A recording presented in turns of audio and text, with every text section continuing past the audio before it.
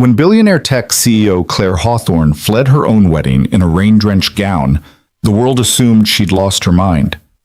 But standing at the modest apartment door of Ethan Brooks, her widowed employee, single father, and the quiet man who'd haunted her thoughts for 3 years, she knew the truth.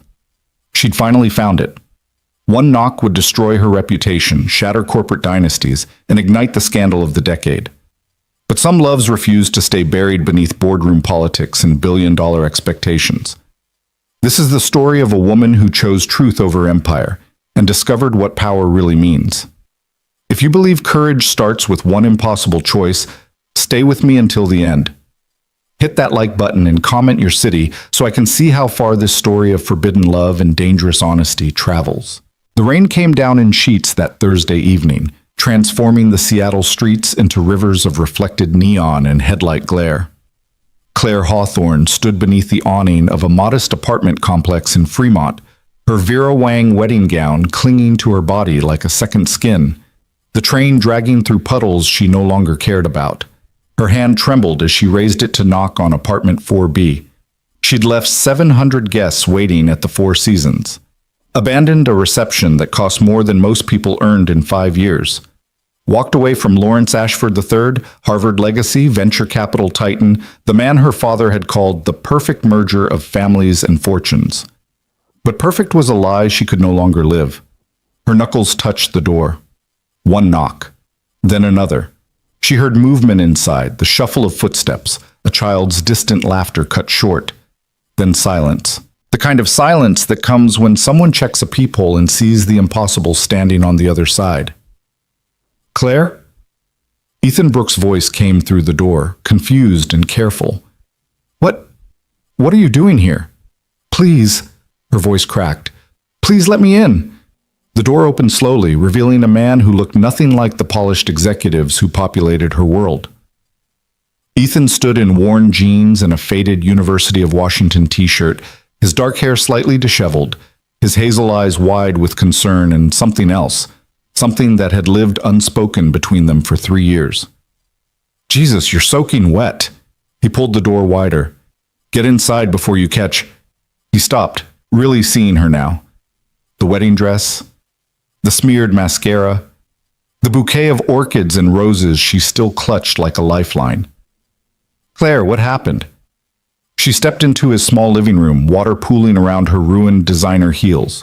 The apartment was warm and lived in, nothing like her downtown penthouse with its sterile elegance. Children's drawings covered the refrigerator. A half-completed puzzle spread across the coffee table. The faint scent of spaghetti sauce lingered in the air. I couldn't do it. The words tumbled out. I was standing there in the bridal suite, looking at myself in the mirror, and all I could think was that I was about to promise forever to a man I don't love. A man I've never loved, and I couldn't. Ethan closed the door carefully, his movements deliberate, as if any sudden gesture might shatter the surreal moment. You left your wedding. I left my wedding. Does anyone know where you are? No? Claire set the bouquet on his bookshelf next to a framed photo of Ethan and his daughter Maya at the zoo. I told the driver to let me out 6 blocks away, walked the rest. I don't think anyone followed me. Claire. Ethan ran a hand through his hair, a gesture she'd watched him make 1,000 times during meetings, during presentations, during the late nights when they'd worked together on projects that changed the trajectory of her company. You can't just... Your fiance, your family, the press. This is going to be a nightmare. I know. She met his eyes. I know exactly what I've done, what it means, what it's going to cost. She took a step closer. But I had to see you, before everything explodes, before the world tells me all the reasons this is insane. I had to tell you the truth. What truth? But his voice had dropped to barely a whisper, and she could see he already knew. Had maybe always known, that I'm in love with you. The confession hung in the air between them, 3 years of careful professionalism and deliberate distance shattering with 6 words. That I have been since the first month you started working for me. That every decision I've made, every reason I've given myself to stay with Lawrence, every attempt to do the right thing and maintain boundaries and be the CEO everyone expects, It's all been a lie built on top of one simple truth. You're the only man I've ever wanted. Ethan's face went through a series of emotions too complex to name. Shock, fear, longing, something that looked dangerously close to hope. You don't mean that. You're upset. You're overwhelmed. Don't! Claire's voice sharpened. Don't tell me what I feel. I've spent 3 years watching you be kind to everyone in that office.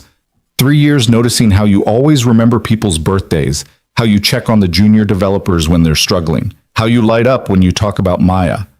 I've memorized the way you push your glasses up when you're thinking, the way you laugh when something genuinely surprises you, the way you go quiet when you're working through a complex problem.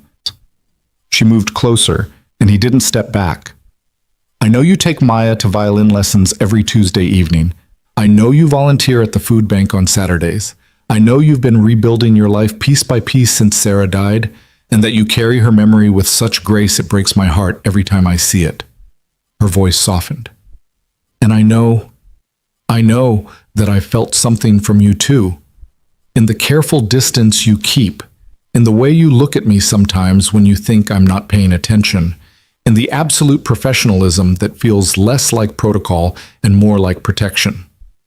Claire, I work for you. Ethan's voice was strained. You're my boss.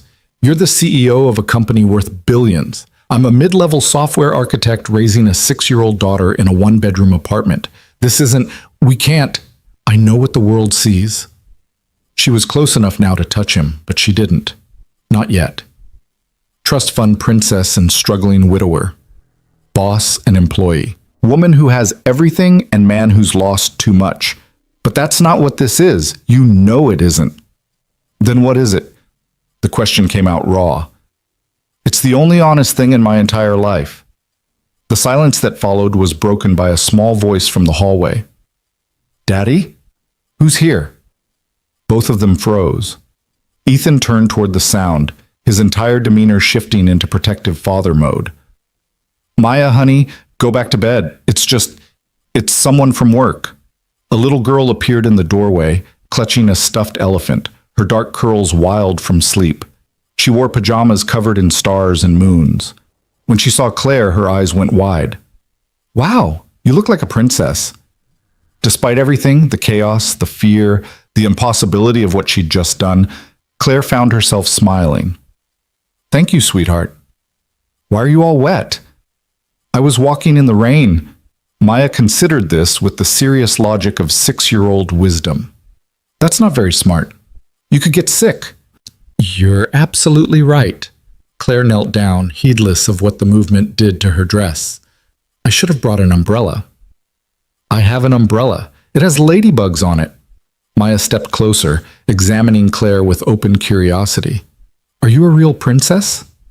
No, honey. I'm just someone who wore a fancy dress to see your dad. Oh. Maya seemed to accept this.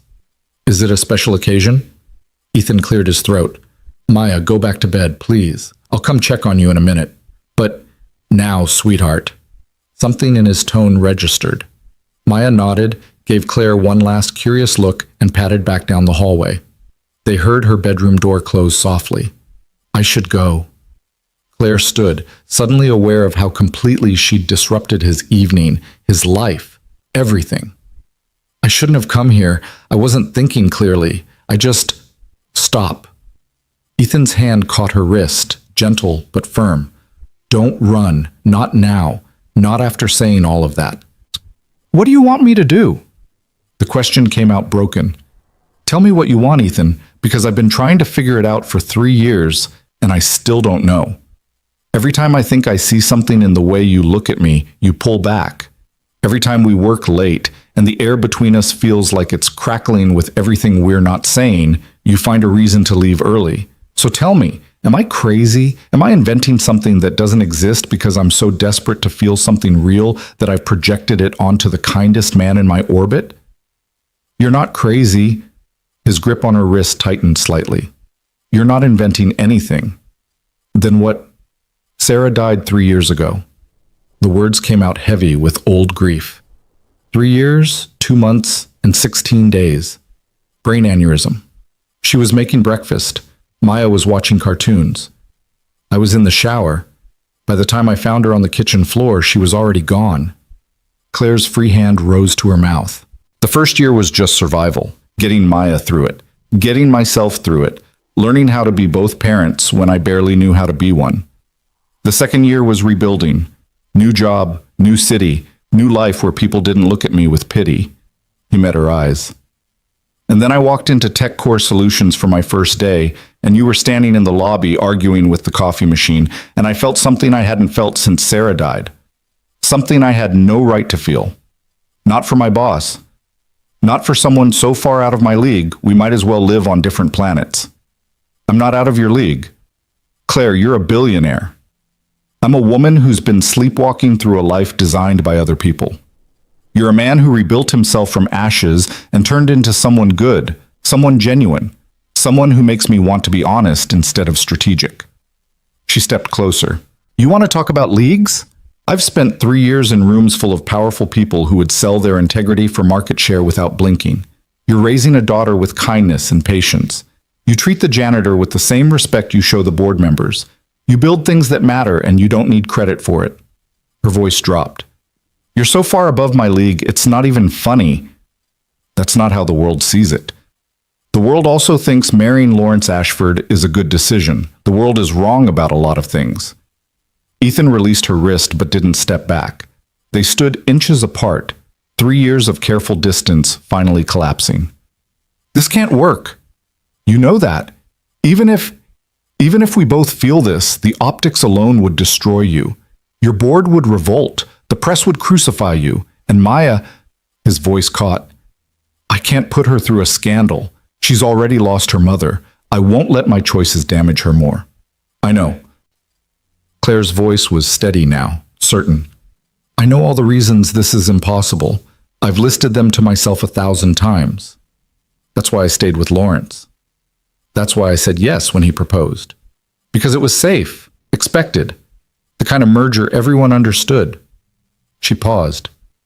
But standing in that bridal suite today, looking at a future where I'd spend 50 years pretending to be content with a man I don't love, I realized something. I'm 34 years old, and I've never once done something just because it was what I truly wanted. Every choice has been calculated, strategic, designed to build the company, satisfy the board, make my father proud, prove I earned my position instead of inheriting it. You did earn it. Maybe, but I've never tested whether I could keep it if I stopped playing by everyone else's rules. She reached out, let her fingers brush his jaw. He didn't pull away. I don't have a plan, Ethan. I don't have a strategy. All I know is that I stood in front of that mirror today and saw a stranger.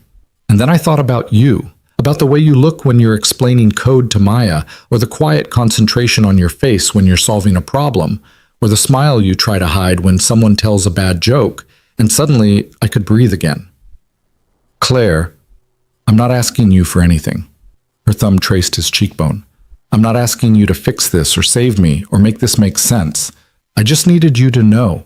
Before the world goes insane, before lawyers and PR teams and damage control turns tonight into something it wasn't. I needed you to know that when I walked away from that wedding, I wasn't running from something. I was running toward you. The space between them had become almost non-existent. She could feel the warmth of him, smell the faint scent of fabric softener, and something distinctly him. His hand came up, cupping her face with such gentleness it made her chest ache. I've wanted to kiss you, he whispered, since the day you defended Marcus in that board meeting. When you stood up to those investors and told them that laying off the QA team would be morally bankrupt and strategically idiotic. You were magnificent. And I sat there thinking that I'd never seen anyone use their power to protect people instead of control them, and that I was in so much trouble. Then kiss me. It wasn't a demand, it was permission. If I do this, if we cross this line, there's no going back, you know that. I know. Your life will never be the same. Good. I don't want it to be the same, I want it to be real. He kissed her. Soft at first, almost hesitant, as if 3 years of wanting had made him forget how. But then Claire's hand slid into his hair, and his arms came around her waist, and the kiss deepened into something that felt like coming home and jumping off a cliff at the same time. When they finally broke apart, both breathing hard, Ethan rested his forehead against hers. What have we done? The most terrifying thing possible. Claire's smile was shaky but genuine. We told the truth. Her phone buzzed in the small purse she'd somehow managed to keep clutched during her escape, then buzzed again and again. The world was catching up. She pulled it out, saw 17 missed calls from her father, 12 from Lawrence, 23 from her assistant, and a series of increasingly frantic texts from her mother. Where are you? Everyone is looking for you. Lawrence is beside himself. This is unacceptable, Claire. Call me immediately. And then, from her father, whatever you're doing, stop. Come home. We'll fix this. They'll fix it. Claire's voice was hollow. They'll spin it. Mental breakdown, cold feet, overwhelmed by pressure. They'll have me back at Lawrence's side by morning with some carefully crafted statement about love-conquering doubts. Will you go? Ethan's voice was carefully neutral, giving her space to choose. No. The word came out strong, clear. I won't go back. I won't fix it. I won't let them turn tonight into something it wasn't. Then what will you do? I don't know. She looked at him, really looked at him, taking in the concern and fear and impossible hope written across his face. But I know I won't lie anymore. Not about this. Not about what I feel. Claire, they'll destroy you. Your father, Lawrence, the board, they have power, resources. They'll make this as painful as possible. Let them try. There was steel in her voice now, the same steel that had built a company from her father's legacy into something tripled in value. I didn't get where I am by backing down from difficult fights. This is different. This is personal. Exactly. She kissed him again, quick and fierce. This is the first fight that's ever really been mine. Her phone rang. Her father. She declined the call. You should answer, Ethan said. Avoiding them will only make it worse. I know, but I need one more minute. One more minute where it's just us and the truth and nothing else. They stood there in his small living room, her in her ruined wedding dress, him in his worn t-shirt and jeans, while outside the rain continued to fall, and somewhere across the city, 700 guests were learning that Claire Hawthorne had vanished from her own wedding. What happens now? Ethan asked quietly. Now I face it. All of it. The consequences. The fallout. The scandal. She straightened her spine, feeling something shift inside her. The CEO mask sliding back into place, but different now. Backed by truth instead of performance. But I need to know something first. What? Are you with me? Because I can't control what happens next. I can't promise this won't touch you and Maya. I can't guarantee the board won't force me out or that the press won't make our lives hell. All I can promise is that I meant every word I said tonight, that I'm done pretending, that I'm going to fight for this, for us, with everything I have. She paused. But I need to know if you want me to, if you're willing to take this risk, because if you're not, if you need to protect Maya, if this is too much, if you need me to walk away, I will. I'll find a way to keep you out of it. Claire. He stopped her spiraling with a hand on her cheek. I lost Sarah. I know what it's like to have someone ripped away without warning, without choice, to spend the rest of your life wondering what if, and never getting an answer. His voice was thick with emotion. I'm terrified. I'm terrified for Maya, for you, for what this could mean. But I'm not going to let fear make me choose wrong again.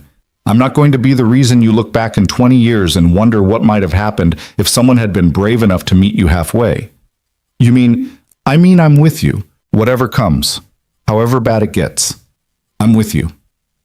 The kiss that followed was different from the first, not tentative or exploratory, but claiming, a promise made in the space between heartbeats. When her phone rang again, Claire answered. Where the hell are you?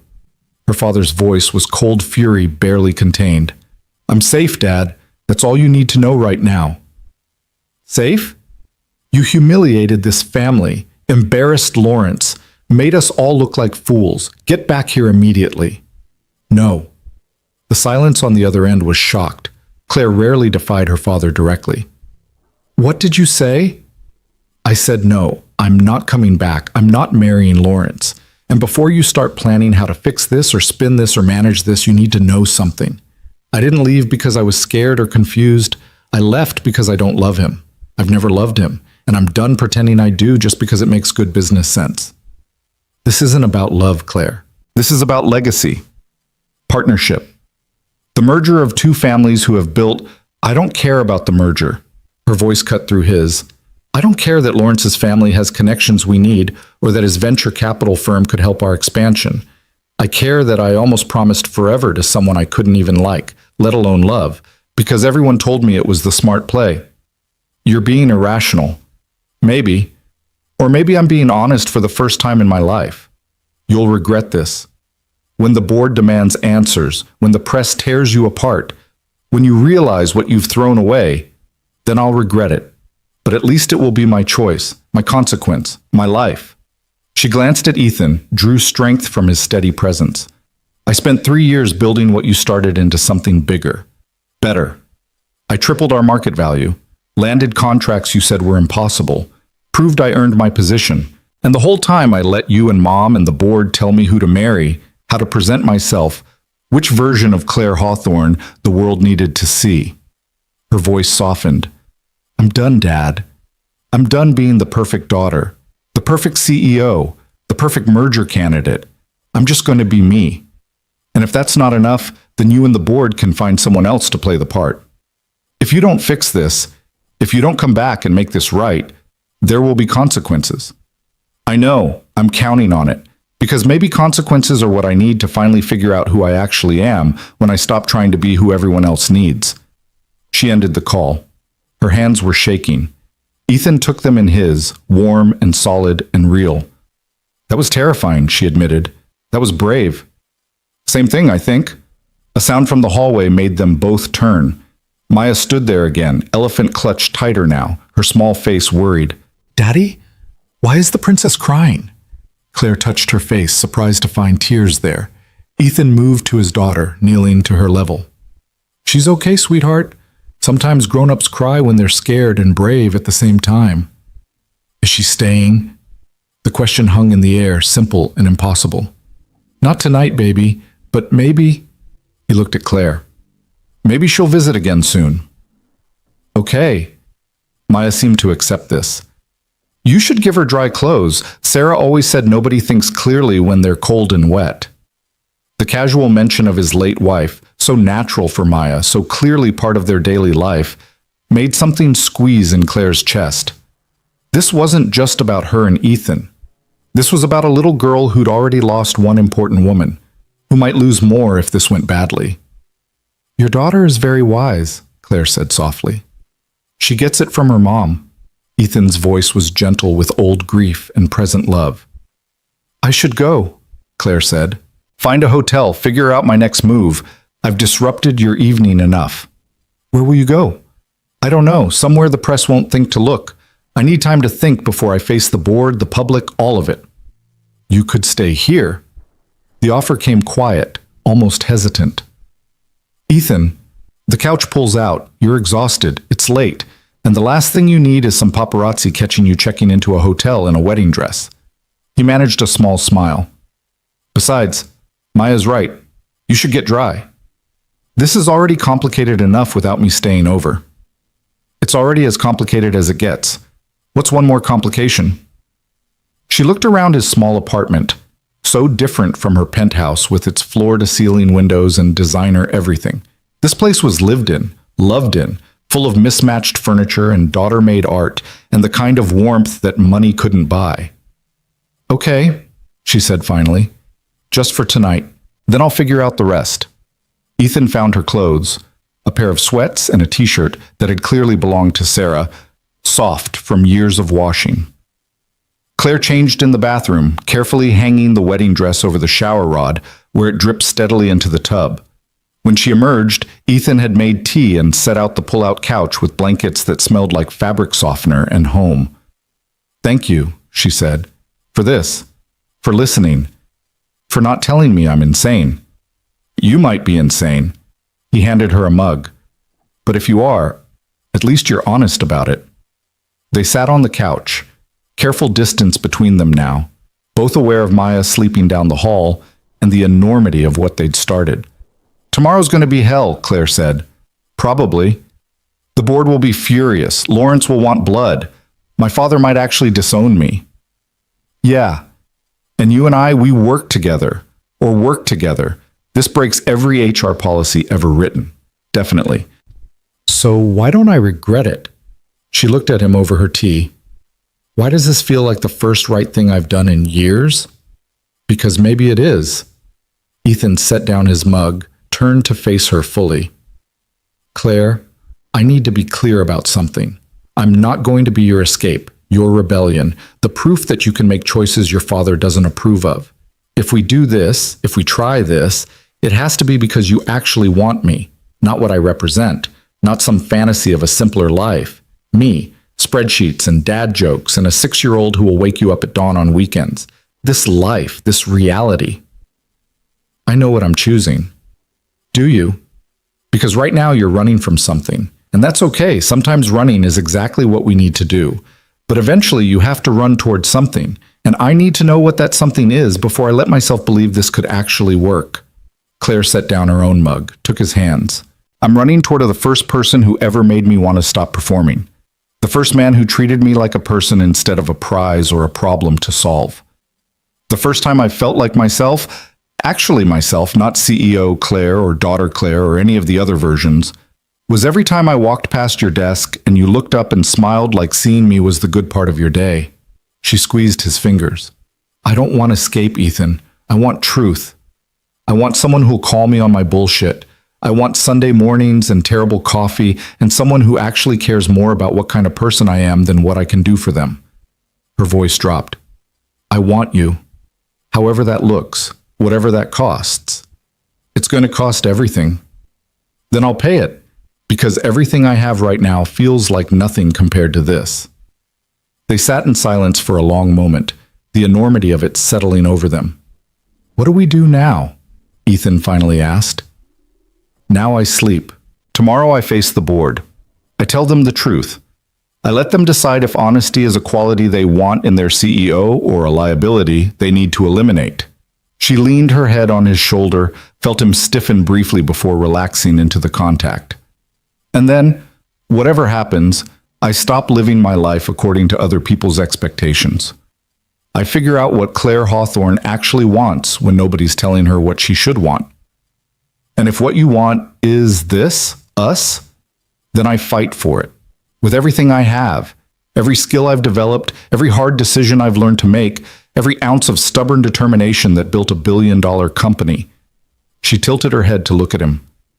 Fair warning, I'm very good at getting what I want when I actually commit to wanting it. That's what terrifies me. But he was smiling. The idea that you might actually pull this off. You should be terrified. I'm about to upend your entire life. Maybe my life needed upending. Claire stood, suddenly exhausted in a way that went bone deep. I should sleep. Tomorrow's going to be brutal. Yeah. Ethan stood too. Claire? Yeah? Thank you for being brave enough to knock on my door, for trusting me with this, for... He stopped, searching for words. For making me feel like maybe Sarah wasn't the only woman I'd ever love. I didn't think I'd feel that again. Tears pricked her eyes. Thank you for answering the door. He kissed her forehead, gentle and chaste, then disappeared into his bedroom. Claire lay down on the pull-out couch, surrounded by the sounds of Ethan's life. The hum of the refrigerator, the distant traffic, the creak of old apartment buildings settling. She'd walked away from everything tonight, a wedding, a merger, a future that had been planned since she was old enough to understand what legacy meant. And lying there in borrowed clothes on a pull-out couch in a modest apartment, Claire Hawthorne felt free for the first time in her entire life. Her phone buzzed one more time. A text from Lawrence. We need to talk. Tomorrow. My office. 9 a.m. Don't make this worse than it already is. She turned off the phone and closed her eyes. Tomorrow she'd face the consequences. Tonight she'd chosen truth. And somehow, impossibly, that was enough. Claire woke to sunlight streaming through unfamiliar windows and the sound of a child singing off-key in another room. For a disoriented moment, she couldn't place where she was, then memory crashed back. The wedding, the rain, Ethan's door. She sat up, still wearing Sarah's old clothes, and checked her phone. 47 missed calls, 63 text messages. Her email inbox had exploded overnight with subject lines ranging from urgent, board emergency meeting, to statement required immediately, to a single message from her mother that read only, "How could you?" The singing grew louder. Maya's voice carried down the hallway, accompanied by the clatter of dishes. Claire stood folding the blankets carefully, trying to erase evidence of her intrusion into their morning routine. When she emerged into the kitchen, she found Ethan at the stove making pancakes while Maya sat at the small table coloring aggressively in a princess coloring book. "The princess shouldn't marry the prince," Maya announced to no one in particular. "She should marry whoever makes her happy, even if it's the baker or the dragon." Ethan caught Claire's eye over his daughter's head, a smile tugging at his mouth. "Good morning. Coffee?" "Please." Claire slid into the chair across from Maya. "I like your philosophy on princesses." Maya looked up, seeming unsurprised to find Claire still there. "My teacher says we can be anything we want, so princesses can too. They don't have to follow rules just because they're in a fancy dress." "Your teacher sounds smart." "She is. She has a tattoo of a butterfly, and sometimes she wears sparkly shoes." Maya returned to her coloring. "Are you still sad?" "A little, but less than yesterday." "Daddy says being sad is okay. It means something mattered." She selected a purple crayon. "Did something matter?" Claire glanced at Ethan, who was very deliberately focused on pancakes. "Yes, something mattered very much." "Then purple is the right color. Purple is for important feelings." The simple wisdom of it made Claire's chest ache. Here was a 6-year-old who'd lost her mother navigating emotions with more grace than most of the executives Claire knew. Ethan set down plates, pancakes shaped like flowers for Maya, regular rounds for Claire. "Eat. You'll need your strength." "For what?" "For whatever comes next." They ate in companionable silence, broken only by Maya's running commentary about her coloring choices and a story about her friend Zoe, who had brought a frog to school in her lunchbox. It was so normal, so domestic, so utterly different from Claire's usual mornings of protein smoothies consumed while reviewing market reports. At 8:15, Ethan walked Maya to the bus stop while Claire cleaned the dishes, an offering, a way to be useful in this space that wasn't hers. When he returned, his expression had shifted into something more serious. "I called in sick to work," he said. "Figured showing up today would be complicated." "Ethan, you didn't have to." "Yes, I did. Because in about..." He checked his watch. 45 minutes. You're supposed to meet Lawrence, and I'm guessing the press has already connected enough dots to make things interesting." As if on cue, Claire's phone rang. Her assistant, Jennifer. "I have to answer this." "I know." She picked up. "Jennifer." "Oh, thank God." Jennifer's voice was frantic. "Where are you? Are you safe? The office is losing its mind. Your father's called 3 times. Lawrence showed up at the building at 7 demanding to know your location. And Claire," she dropped her voice, "there are reporters outside. Someone leaked that you left the wedding and they're camped out waiting for a statement." "How bad is it?" "Viral. #runaway bride is trending. People are posting footage from the venue, guests looking confused, Lawrence's family leaving, your father's face when he realized you were actually gone." Jennifer paused. "Where are you?" Claire looked at Ethan, made a decision. "Somewhere safe. I need you to do something for me. Anything. Clear my schedule for today. Cancel the meeting with Lawrence, tell him I'll speak with him when I'm ready, not before. And schedule an emergency board meeting for tomorrow morning, 10 a.m. Claire, your father already called one for this afternoon, 4 p.m. He said it's mandatory." Of course he had. Robert Hawthorne didn't wait for his daughter to dictate timing when his legacy was at stake. "Fine. 4 p.m. I'll be there." She steadied her voice. "And Jennifer, thank you for not judging, for just helping. You've always been good to me. Whatever's happening, I trust you have your reasons." Jennifer's voice softened. "For what it's worth, I never liked Lawrence anyway. He talked to the support staff like we were furniture." After she hung up, Claire found Ethan watching her with quiet concern. Board meeting at 4, she said. Which gives me exactly, she checked the time, 7 hours to figure out what I'm going to say. What do you want to say? The truth. That I don't love Lawrence, that I won't marry someone for corporate strategy, that I'm done letting other people's expectations dictate my choices. She met his eyes. But I can't tell them about you. Not yet. It'll look like an affair. Like you're the reason I left, which would destroy your career and make Maya's life hell. So you're going to protect me by lying? I'm going to protect you by being strategic about timing. There's a difference. She moved closer. Ethan, if I walk into that boardroom and announce I'm involved with an employee, they'll use it against both of us. They'll claim you manipulated me, seduced the boss. They'll paint you as opportunistic and me as compromised. Your reputation will be shredded, and Maya will have to watch her father get dragged through the press. And if you don't tell them, then I control the narrative. I make this about me choosing authenticity over convenience, about refusing to live a lie. Once the dust settles, once I've proven I can still run the company without a strategic marriage, then we can go public. On our terms. When we're ready. Ethan was quiet for a long moment. You've thought this through. I've thought about nothing else since 3 a.m. She took his hand. I know it means hiding, lying by omission, all the things I said I was done with. But this lie protects you and Maya, and right now that matters more than my principles about transparency. I don't want to be your dirty secret. You're not. You're the person I'm choosing to protect while I burn down everything else. She squeezed his fingers. Give me time. Let me handle the board, stabilize the situation, prove I'm still competent, even after making the most impulsive decision of my life. Then we'll figure out how to do this publicly without it destroying us both. He studied her face, searching for something. You're sure about this? About facing them alone? I've been facing them alone my whole life. At least now I'll be doing it honestly. That's what worries me. Honesty is dangerous when you're dealing with people who trade in manipulation. Claire's phone buzzed again. This time, a text from Lawrence. You embarrassed me, humiliated my family, made me look like a fool in front of everyone who matters. Whatever game you're playing, it ends now. 9 a.m., my office. Or I make sure the board knows exactly how unstable you've become. She showed the text to Ethan. He's threatening you. He's scared. Men like Lawrence don't handle rejection well, especially not public rejection. She typed back. I'll be there. But this isn't a negotiation.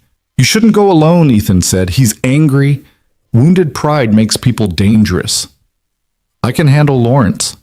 I know you can. That's not the point. He moved to the window, looking out at the street below. The point is, you shouldn't have to. You shouldn't have to manage his ego while dealing with everything else. Welcome to being a woman in power. Managing male egos is half the job description. The bitterness in her voice made him turn. That's not okay. No, but it's reality. She joined him at the window. Lawrence will bluster and threaten and try to make me feel guilty for embarrassing him. He'll frame this as me being irrational, emotional, incapable of clear judgment. He'll probably offer to take me back if I apologize publicly, frame it as cold feet overcome by his magnanimous forgiveness.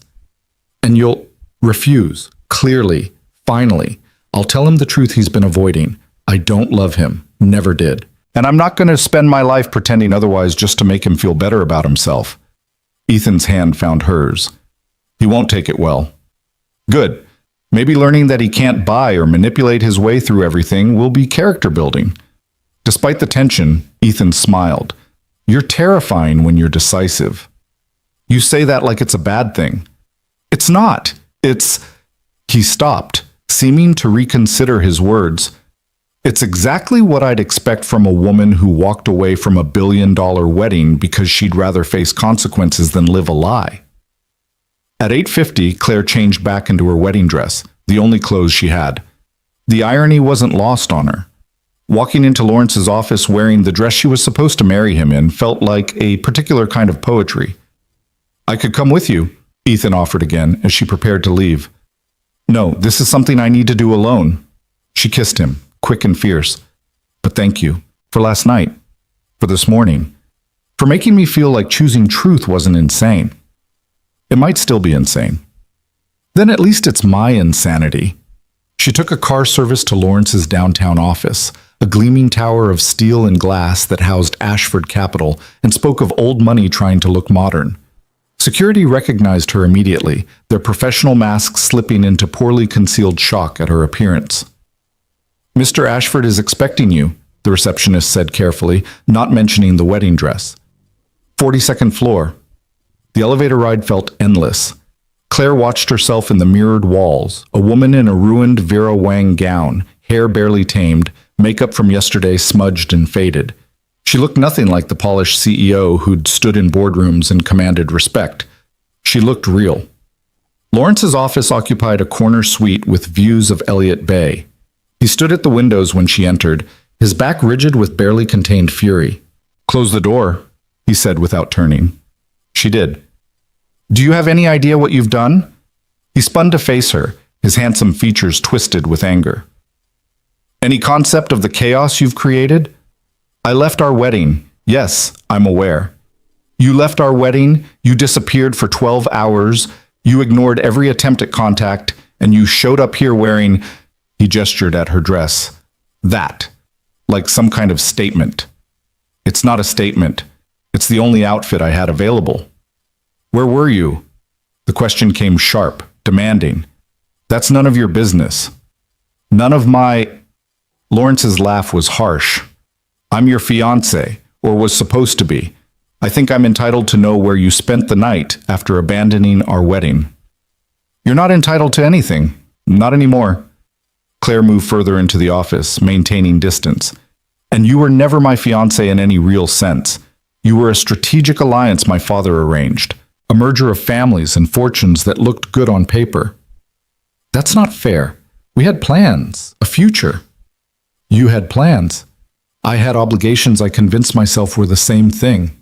She met his eyes. "But I don't love you, Lawrence. I've never loved you. And I'm not going to marry you just because it makes sense for our family's business interests." His face went through several expressions: shock, anger, wounded pride settling into something colder, more calculating. "Is there someone else?" The question hung between them, loaded and dangerous. "This isn't about someone else. It's about me refusing to live a lie." "That's not an answer." "It's the only answer you're getting." Claire kept her voice level. "What happened yesterday? What I did? It wasn't about you. Not really. It was about me finally being honest about what I want from my life." "And what you want doesn't include me." "No, it doesn't. I'm sorry if that hurts your pride, but it's the truth." Lawrence moved to his desk, poured himself scotch despite the early hour. "Your father called me 3 times. Very concerned about your mental state. Suggested that perhaps you'd been under too much stress, that maybe we should consider a postponement rather than a cancellation." "I'm not postponing. I'm done." "He seems to think you might be persuaded otherwise. Given time, given the right incentives." "What kind of incentives?" "A seat on the Ashford Capital board, increased stake in the merger between our companies, more autonomy in how you run TechCore." He sipped his scotch. "Your father's willing to make significant concessions if you'll just reconsider." "I'm not interested in concessions." "Claire, be reasonable. You walked out on the wedding of the year, made both our families look foolish. But we can fix this." Joint statement. Postponement due to stress. You take some time off, we regroup, and in 6 months we do this properly. "No. You're not thinking clearly." "I'm thinking clearly for the first time in years." Lawrence set down his glass with deliberate care. "Then let me be clear. If you don't fix this, if you insist on this ridiculous path, there will be consequences. My family has significant influence with TechCore's board. My firm holds substantial investments in your company. We have the power to make things very difficult for you." "Are you threatening me?" "I'm explaining reality. Your position as CEO is less secure than you think. Your father's getting older. The board's been questioning some of your recent decisions. They'd be very interested to know that their leader is making erratic choices, acting impulsively, perhaps not stable enough to guide a billion-dollar company." The threat was clear, unmistakable. Claire felt something cold and sharp settle in her chest. "So that's your play. Frame me as mentally unstable, manipulate the board into questioning my competence, all because I won't marry you." All because you're throwing away something valuable over, what, a moment of panic? Cold feet? His voice took on a patronizing edge. Everyone gets nervous before a wedding, Claire. That's normal. But running away? Disappearing? That suggests deeper issues. The only issue is that I don't want to marry you. Want is irrelevant. This is business. My life is not business. Everything is business when you're at our level. Lawrence came around the desk, moving closer. You were raised for this, Claire, to understand that personal desires are secondary to legacy, to family, to maintaining the structures that keep power where it belongs. That's the saddest thing I've ever heard. It's reality, and the sooner you accept it, the easier this will be. Claire looked at the man she'd almost married, really looked at him, saw the entitlement written in every line of his expensive suit, the absolute certainty that he deserved her compliance, the inability to conceive of a world where she might choose something other than what he offered. I feel sorry for you, she said quietly. You genuinely can't understand why I'd walk away, why I'd choose uncertainty over a comfortable lie. You're so trapped in this world of transactions and leverage that you've forgotten people are supposed to actually feel things. Feelings are a luxury for people who can afford them. No. Feelings are what make us human. Everything else is just negotiation. Lawrence's expression hardened. You're making a mistake. Maybe, but it's my mistake to make. The board meeting this afternoon, I'll be there, and I'll be explaining to them exactly why you're not fit to continue as CEO. Your father might protect you, but the other board members, they care about stability, competence. They won't tolerate leadership that acts on impulse. Then I guess we'll see what they decide. Last chance, Claire, come back. Apologize. We'll fix this together. No. She turned toward the door. There's someone else, Lawrence said behind her. I can see it in how you're standing, how you're talking. You didn't just run from the wedding, you ran to someone. Claire's hand stilled on the doorknob. Who is he? Some nobody who made you feel special? Made you think you could have some fantasy life away from responsibility? His voice dripped contempt. Let me guess, younger, poor, someone completely inappropriate who makes you feel like you're rebelling against Daddy? She turned back slowly. You don't know anything about me, about what I want, what I need. I know you're about to destroy everything you've built for someone who'll never understand your world, never fit into it, who'll drag you down instead of elevating you. Or maybe he'll remind me what it feels like to be seen as a person instead of an asset. The confirmation that there was someone made Lawrence's face contort with rage. Who is it? Do I know him? Is he someone from the company? Goodbye, Lawrence. I'll find out. And when I do, I'll destroy him. Whatever pathetic life he has, I'll take it apart piece by piece until he wishes he'd never looked at you. Claire felt ice run through her veins. Stay away from him. So it is someone specific, interesting. Lawrence smiled without warmth. Maybe I'll start with your employee roster. Cross-reference anyone you've spent unusual amounts of time with. Check for any irregularities in your schedule. I have resources, Claire. I will find out who he is. You do that, and I'll make sure every reporter in this city knows exactly what kind of man you are. How you threaten people. How you tried to leverage board positions to force me into marriage. How you're using your firm's investments as a weapon. Who'll believe you? Scorned bride making accusations against the man she humiliated? Everyone. Because unlike you, I have a reputation for honesty. And because I'll have proof. She pulled out her phone, stopped the recording she'd started the moment she walked into his office. Every threat, every manipulation, every word about using your influence to damage my career, all recorded. Lawrence's face went white. You can't. I can. And I will if you come anywhere near the man I care about. You want to fight me in the boardroom? Fine. That's fair game. But you threaten him. You threaten his family. You make any attempt to use your resources to hurt him. Her voice went cold. And I will burn your reputation to the ground so thoroughly that no amount of family money will rehabilitate it. You're bluffing. Try me. See what happens when you back a woman with nothing left to lose into a corner. She left before he could respond, taking the elevator down 42 floors, with her heart pounding and her hands shaking. Only when she reached the street did she let herself breathe. Her phone buzzed. Ethan. How did it go? She typed back. He threatened to find out who I was with and destroy them. I told him I'd destroy him first. Claire, I recorded everything. Insurance. He won't touch you. That's not what I'm worried about. What are you worried about? You, fighting this alone. The words made her eyes sting. She stood on a Seattle street corner in a ruined wedding dress, corporate warriors circling, her entire life balanced on the edge of collapse. And someone was worried about her. I'm okay. Heading to the office to prepare for the board meeting. I'll call you after. Be careful. Always. She wasn't, though.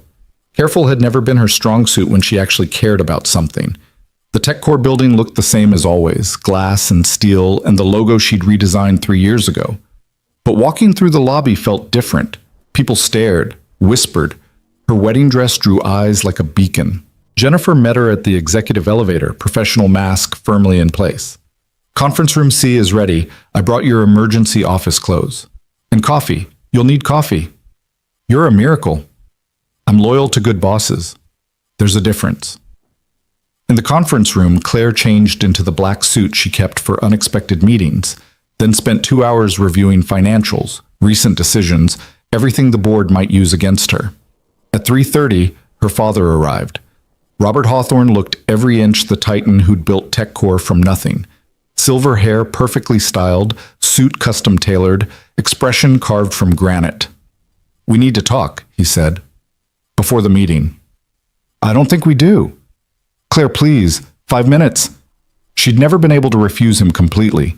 They moved to her private office, the city sprawling below them through floor-to-ceiling windows. You're my daughter, he started. I love you. You know that. But you're also the CEO of my company. And what you did yesterday, it wasn't just personal. It was professional suicide. I disagree. The board is furious. Lawrence's family is calling for your removal. Our investors are panicking about leadership stability. He moved closer. I've spent the last 18 hours trying to protect you, trying to convince people this was temporary insanity brought on by stress. But you're not making it easy. I don't want to make it easy. I want to tell the truth. The truth? The truth is you abandoned a wedding in front of 700 people, made us all look like fools, destroyed a strategic alliance that took years to build. His voice rose. What truth could possibly justify that? The truth that I don't love him, that I've been lying to myself and everyone else because I thought that's what being a good CEO required, that I'd rather face consequences than spend 50 years pretending to be happy. Robert's expression softened slightly. You think I don't understand? You think your mother and I married for love? This was an arrangement. 2 families, beneficial merger. We made it work because that's what adults do. I don't want to make it work. I want to actually live. Living is a luxury we don't have. We have responsibilities, legacies, people depending on us. Then maybe I'm not the right person to carry that legacy. The words hung between them, radical and terrifying. Don't say that, Robert said quietly. Don't even think it. You're exactly the right person. You tripled our value, landed contracts I couldn't have imagined. You earned this position. Then trust me to know what I need. I do trust you, with business. But this, he gestured vaguely, this is different. This is emotion overriding judgment, and I can't let you destroy yourself because you're having a moment of crisis. It's not a moment, it's a reckoning. Her father studied her for a long moment. There's someone else, isn't there? Claire's silence was answer enough. Who? It doesn't matter. It matters if he's the reason my daughter threw away her future. He's not the reason. He's the reminder that I deserve better than a marriage of convenience. She met her father's eyes. Do you love Mom? Actually love her? Or is it just comfortable? That's not fair. It's a simple question. Robert moved to the window, looking out at the city he'd conquered. Your mother and I have built something. Partnership, respect, shared goals. Love grows from that, in time. That's not an answer. It's the only answer I have. He turned back. And it's been enough. It's sustained us for 38 years, given us you, built this empire. That's more than most people get from chasing fairy tales. I don't want a fairy tale. I want to actually feel something. Feeling passes, legacy endures. Then let my legacy be honesty instead of empire. The board meeting started at 4 sharp, 12 faces around a mahogany table, each representing billions in investments and decades of influence. Claire took her seat at the head, spine straight, expression calm. Her father sat to her right. Lawrence's father, Richard Ashford, sat directly across, a clear power play. "Let's begin," Robert said. "We're here to discuss yesterday's events and their impact on company leadership." Richard Ashford didn't wait for pleasantries. "My family and yours had an agreement, a merger that would have benefited both companies substantially. Your daughter destroyed that agreement in the most public, humiliating way possible." "I ended a personal engagement," Claire said evenly, "not a business contract. Personal and professional are inseparable at our level. You know that." Richard's voice was sharp. "Your erratic behavior raises serious questions about your judgment, your stability, your fitness to lead." "Erratic behavior? I made a choice not to marry someone I don't love. That's called integrity, not instability." "You made a spectacle, embarrassed both families, created a PR nightmare." Richard leaned forward. "And now we hear there may be someone else involved. Someone inappropriate." Claire felt the room's attention sharpen. "My personal life is not board business." "It is when it affects company reputation," another board member, Patricia Chen, interjected. "If there's been inappropriate conduct with an employee, that absolutely affects your position." "There has been no inappropriate conduct." "Then who is he?" Richard pressed. "This mystery man worth destroying a strategic alliance for." "That's not relevant to this meeting." "Everything about your judgment is relevant." Richard pulled out his phone, tapped the screen. "My investigators are already looking into your recent activities. Cross-referencing schedules, checking security logs, interviewing sources. We'll know soon enough." Claire felt ice in her veins. She'd protected Ethan for now, but how long before someone connected dots? Before security footage showed her leaving in her wedding dress, arriving at an apartment building in Fremont? "This is a board meeting, not an interrogation," her father interjected. "We're here to discuss leadership, not pry into Claire's private affairs." "Her private affairs became public the moment she fled her own wedding," Patricia said. "Robert, I understand she's your daughter, but we have a responsibility to shareholders, to company stability. If she's compromised..." "I'm not compromised. I made a difficult personal choice that has nothing to do with my ability to run this company." "Doesn't it?" Richard smiled coldly. "Because from where I'm sitting, you've demonstrated incredibly poor judgment, impulsive decision-making, inability to honor commitments, all qualities we can't afford in leadership." The meeting devolved from there, accusations and defenses, thinly veiled threats, and careful maneuvering. Claire defended herself with every skill she'd developed, but she could feel the room turning. Not all of them, but enough. Her father fought for her. Jennifer Chen, who'd always respected Claire's work, argued for separating personal choices from professional competence. But the Ashford faction was strong, and they wanted blood. At 6, they called for a vote of confidence. All those who believe Claire Hawthorne should remain CEO, pending no further evidence of impropriety or instability, indicate now. 7 hands row, including her father's. Those opposed? 5 hands, including every board member connected to Ashford Capital. Motion carries. Ms. Hawthorne retains her position. Robert's voice was firm. Meeting adjourned. But Claire knew what the numbers meant. 7-5, the barest majority. One shift in allegiance and she'd be out. Richard Ashford paused at the door. "This isn't over. My son may have been willing to forgive your betrayal. I'm not. We will find out who you're protecting, and when we do, we'll make sure everyone knows exactly what kind of leader you really are." After they'd all left, Claire sat alone in the conference room, exhaustion crashing over her in waves. Her phone buzzed. "Ethan, are you okay?" She typed back with shaking hands. "I survived, barely. They're investigating, looking for you. Let them look. I'm not hiding. You don't understand what they'll do." "I understand perfectly. But I'm not going to let you fight this alone." "Ethan, I'll be there in 20 minutes. Don't argue." She wanted to argue, wanted to protect him, keep him separate from the carnage. But God, she was tired of being alone, and the thought of seeing him, of having someone on her side who cared more about her than corporate strategy, was too tempting to refuse. "Okay, 20 minutes later, Ethan Brooks walked into her executive office like he belonged there. No hesitation, no fear. Just steady presence and determined eyes. "You came," Claire said unnecessarily. "Of course I came." He crossed to her, pulled her into his arms. "You face them alone. The least I can do is be here when you're falling apart." "I'm not falling apart." "You're shaking." She was. Now that she'd stopped performing, stopped defending, stopped fighting, her body was catching up to the trauma of the last 24 hours. "They're looking for you," she whispered against his chest. "Richard Ashford has investigators. They'll find security footage. They'll put together that I went to your apartment. They'll destroy you." "Let them try." "You don't mean that." "I absolutely mean that." He pulled back enough to meet her eyes.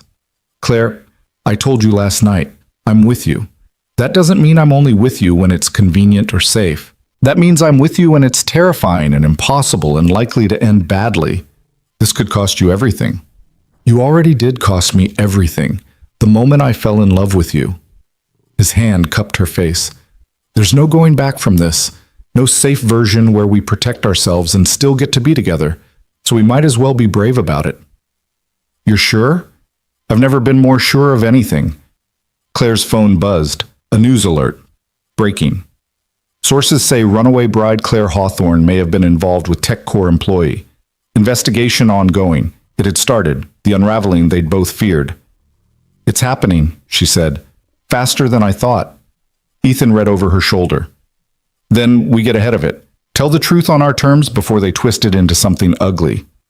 If we go public now, they'll crucify you. Frame you as manipulative. Say you seduced your boss. And if we hide, they'll say the same thing, but we'll look guilty." "Nah." He took her hands. "Claire, there's no good option here, but there's an honest one. We tell the truth. We own it. We face whatever comes together." She looked at this man, this good, steady, impossible man who'd somehow become the most important person in her carefully constructed world. "Okay," she said. "Okay. We tell the truth. Now?" "Now." They drafted a statement together. Short, direct, true. "I left my wedding because I don't love Lawrence Ashford and never have. I have feelings for someone else, Ethan Brooks, a TechCore employee. Our relationship began after my engagement and was never inappropriate. I take full responsibility for my choices and their consequences. I will not apologize for choosing honesty." "Are you ready?" Ethan asked, his finger hovering over the send button. Claire took a breath, thought about everything she was about to unleash, the scandal, the judgment, the board's fury, the press feeding frenzy. Then she thought about spending the next 50 years pretending to be someone she wasn't. "Send it." He did. And together, they watched the world explode. The statement went live at 6:47 p.m. on a Friday evening. By 7, Claire's phone had received over 300 notifications. By 7:30, the story had been picked up by every major news outlet in Seattle. By 8, it was national. Claire stood at her office window watching the city lights flicker to life while her world caught fire online. Ethan sat at her desk, monitoring the media response on his laptop, his expression growing grimmer with each refresh. "They're calling you reckless," he said quietly, "saying you threw away a fortune for a fling, that you've lost perspective." "What are they saying about you?" His silence was answer enough. "Ethan, tell me that I'm a gold digger, an opportunist, that I saw a vulnerable woman and manipulated her for my own gain." He looked up, pain etched across his features. "One article is questioning my fitness as a father, suggesting that someone who'd pursue his boss might not have appropriate boundaries with his daughter." Claire's hands clenched into fists. "That's disgusting. That's reality. We knew this would happen. Knowing it and watching it are different things." She moved away from the window, began pacing. "They're going after Maya, a 6-year-old child, because her father fell in love with the wrong person. She doesn't read the news, she won't see it. But her friends' parents will, her teachers will. In a week, she'll be the kid whose dad is all over the internet for sleeping with his billionaire boss. We didn't sleep together. You think that matters? Truth is irrelevant when scandal is more interesting." Claire's voice was bitter. "God, I should have protected you better. Should have thought through—" "Stop," Ethan stood, cross to her. We made this choice together. You don't get to take all the blame. I'm the one with resources, power. I should have used them to shield you instead of what? Lying? Hiding? Spending years sneaking around like we were doing something wrong? He caught her shoulders, made her look at him. This is terrible. It's ugly. It's exactly as bad as we feared. But it's also honest. And I'll take honest and brutal over comfortable and false every single time. Her phone rang. Jennifer. Your father wants to see you. Now. He's waiting in the conference room. Tell him I'll be there in 5 minutes. Claire, he's not alone. The full board is here. Claire felt her stomach drop. It's almost 9 p.m. on a Friday. I know. They called an emergency session 10 minutes after your statement went live. Of course they had. She just handed them everything they needed to remove her. I'm on my way. She hung up, met Ethan's worried gaze. Emergency board meeting. They're going to use the statement to force me out. Then I'm coming with you. Ethan, no. That'll only make things worse. Worse than what? Worse than every news outlet in the country calling me a manipulative parasite? Worse than my daughter's name being dragged through this? His jaw set with determination. If they're going to crucify you for being with me, the least I can do is stand there and take some of the hits. They'll eviscerate you. They're already doing that. Might as well earn it. Against her better judgment, Claire let him come. They rode the elevator down to the conference level in tense silence, her hand finding his, both of them drawing strength from the contact. The boardroom was full when they arrived. All 12 members present, their faces ranging from sympathetic to furious. Her father sat at the head of the table, his expression unreadable. Richard Ashford sat opposite, looking like a man who just won a long-fought battle. Every pair of eyes tracked to Ethan as he entered behind Claire. Mr. Brooks, Richard said, his voice dripping false courtesy.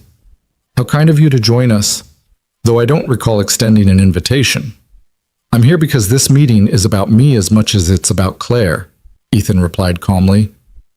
Seems only fair I get to hear what you plan to do to us. What we plan to do is restore sanity to this company's leadership, Patricia Chen interjected. Claire, what were you thinking? Releasing that statement without board approval? Confirming an inappropriate relationship with a subordinate? There was nothing inappropriate. Our relationship began after my engagement ended. Your engagement ended yesterday, and you were at his apartment last night in your wedding dress. Richard pulled out a tablet, turned it to show security footage. Building cameras captured you entering his residence at 8:37 p.m. You didn't leave until this morning, so forgive us for questioning the timeline. Claire felt Ethan tense beside her. I went to Ethan's apartment because I needed someone I trusted, someone who wouldn't judge me or try to manipulate me back into a marriage I didn't want. Yes, I stayed the night on his couch because I had nowhere else to go where I wouldn't be found and forced into conversations I wasn't ready to have. And we're supposed to believe nothing happened? Richard's skepticism was palpable. Believe what you want. I'm telling you the truth. The truth is you've compromised yourself and this company. Patricia's voice was sharp. You've created a hostile work environment by pursuing a subordinate.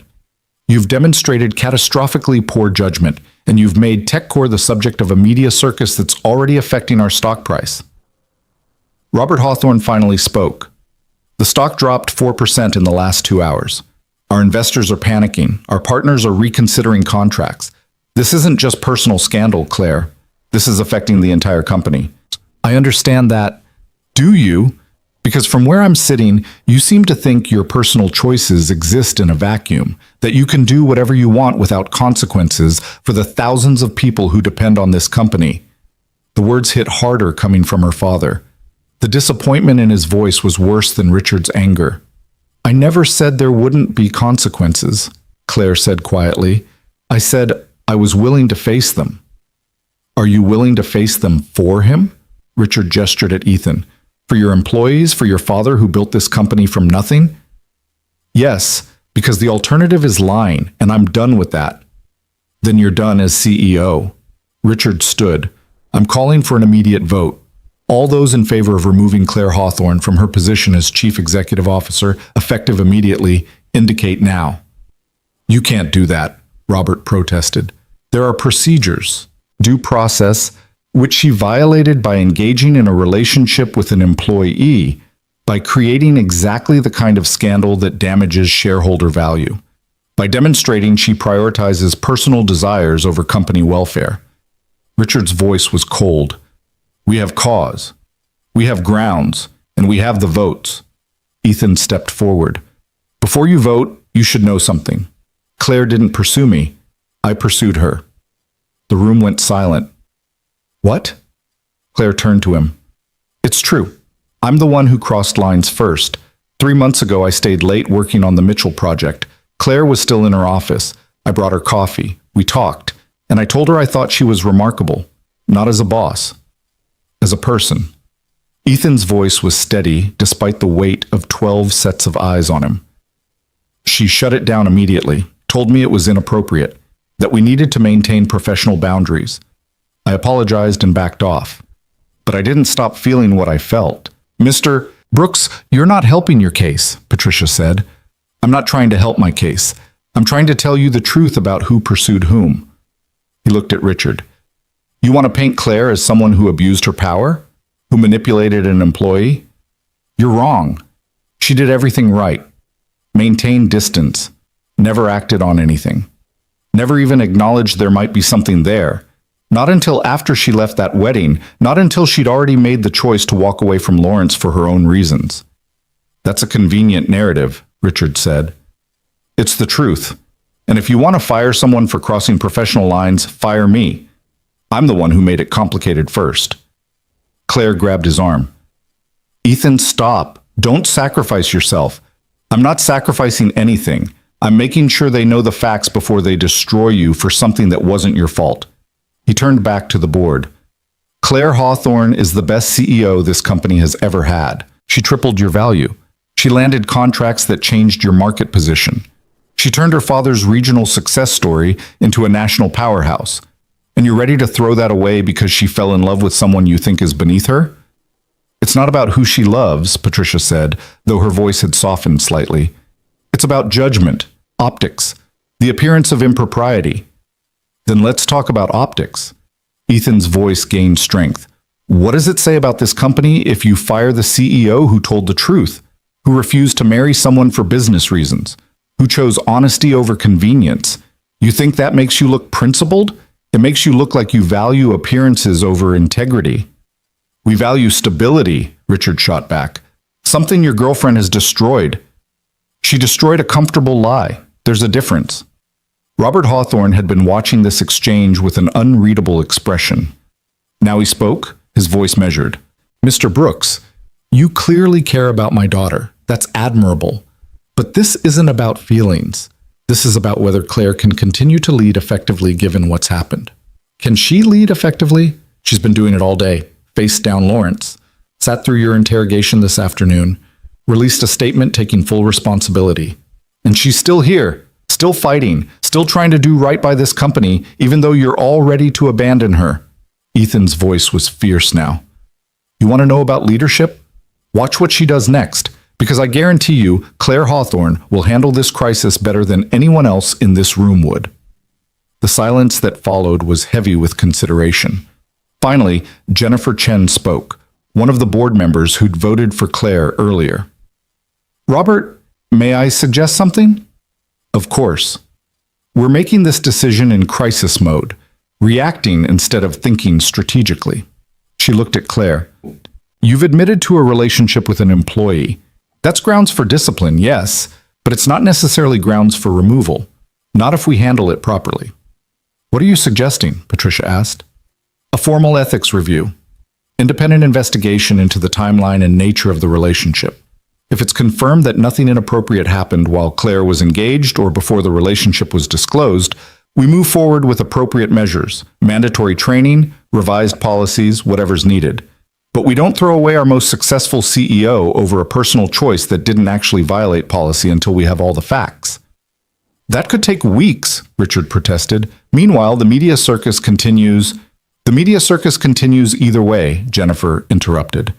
But if we fire Claire now, we look reactive, scared, like we're caving to pressure instead of following our own procedures. If we conduct a proper review, we look responsible, measured, like a company that takes ethics seriously enough to investigate thoroughly. Robert was nodding slowly. Jennifer has a point. We rushed into this afternoon's vote. We shouldn't make the same mistake tonight. You're letting your personal feelings cloud your judgment, Richard said sharply. She's your daughter. Which is exactly why I should recuse myself from this vote. And I do. Officially. Robert stood. But I'm also the founder of this company, and I'm telling you that hasty decisions made in anger rarely serve anyone well. Take the weekend, let emotions cool, review the facts, then make a decision you can all stand behind. Richard looked around the table, clearly calculating votes. Without Robert's automatic support for Claire, the math had shifted, but Jennifer's suggestion had planted doubt. Fine, he said finally. We table the vote until Monday. But Claire, you're on administrative leave until then. No company decisions, no public statements. And Mr. Brooks, he turned to Ethan, you're suspended pending the investigation's outcome. You can't suspend him for my choices, Claire protested. We can and will. If there's been any quid pro quo, promotions, preferential treatment, anything that suggests his relationship with you affected his employment, that's grounds for termination. Richard's smile was cold. And given that you've been his direct supervisor for 3 years, I'm certain we'll find something.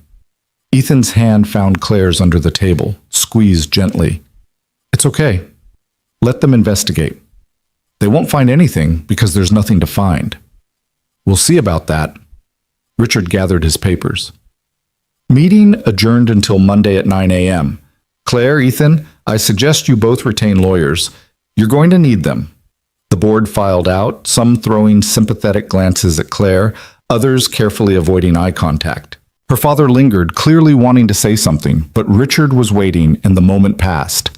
When they were alone, Claire sank into a chair, the weight of everything crashing down.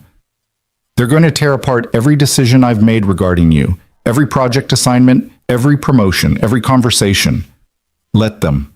They'll find that you were harder on me than anyone else, that you held me to higher standards because you were so careful about avoiding favoritism. Ethan pulled up a chair beside her. Claire, your integrity is going to save you here. You were so determined not to show preference that you actually made my job harder. Was I? The question came out small. I tried so hard not to let feelings affect decisions, but what if they did anyway? What if I unconsciously gave you opportunities? You didn't. If anything, you passed me over for things I'd earned because you were worried about appearances. He took her hand. Remember the Singapore project? I was the obvious choice to lead development. I had the most experience with that client base. But you gave it to Marcus instead because you didn't want people questioning why I got the assignment. I remember. You were angry. I was frustrated because I knew I'd earned it and you were punishing both of us for something we hadn't even acted on. His thumb traced her knuckles. That's what they're going to find, Claire. A pattern of you bending over backward to be fair, to avoid even the appearance of favoritism. Your integrity is bulletproof. Then why do I feel like I'm about to lose everything? Because you might. Because standing up for truth doesn't guarantee winning. It just guarantees you'll know you did the right thing when it's over. Her phone buzzed. A text from Maya's school. Ms. Hawthorne, we've become aware of media attention surrounding Mr. Brooks. While we support our families, we want to ensure Maya's well-being. Can we schedule a meeting to discuss how to minimize disruption? Ethan read over her shoulder, his face going pale. They're worried about disruption.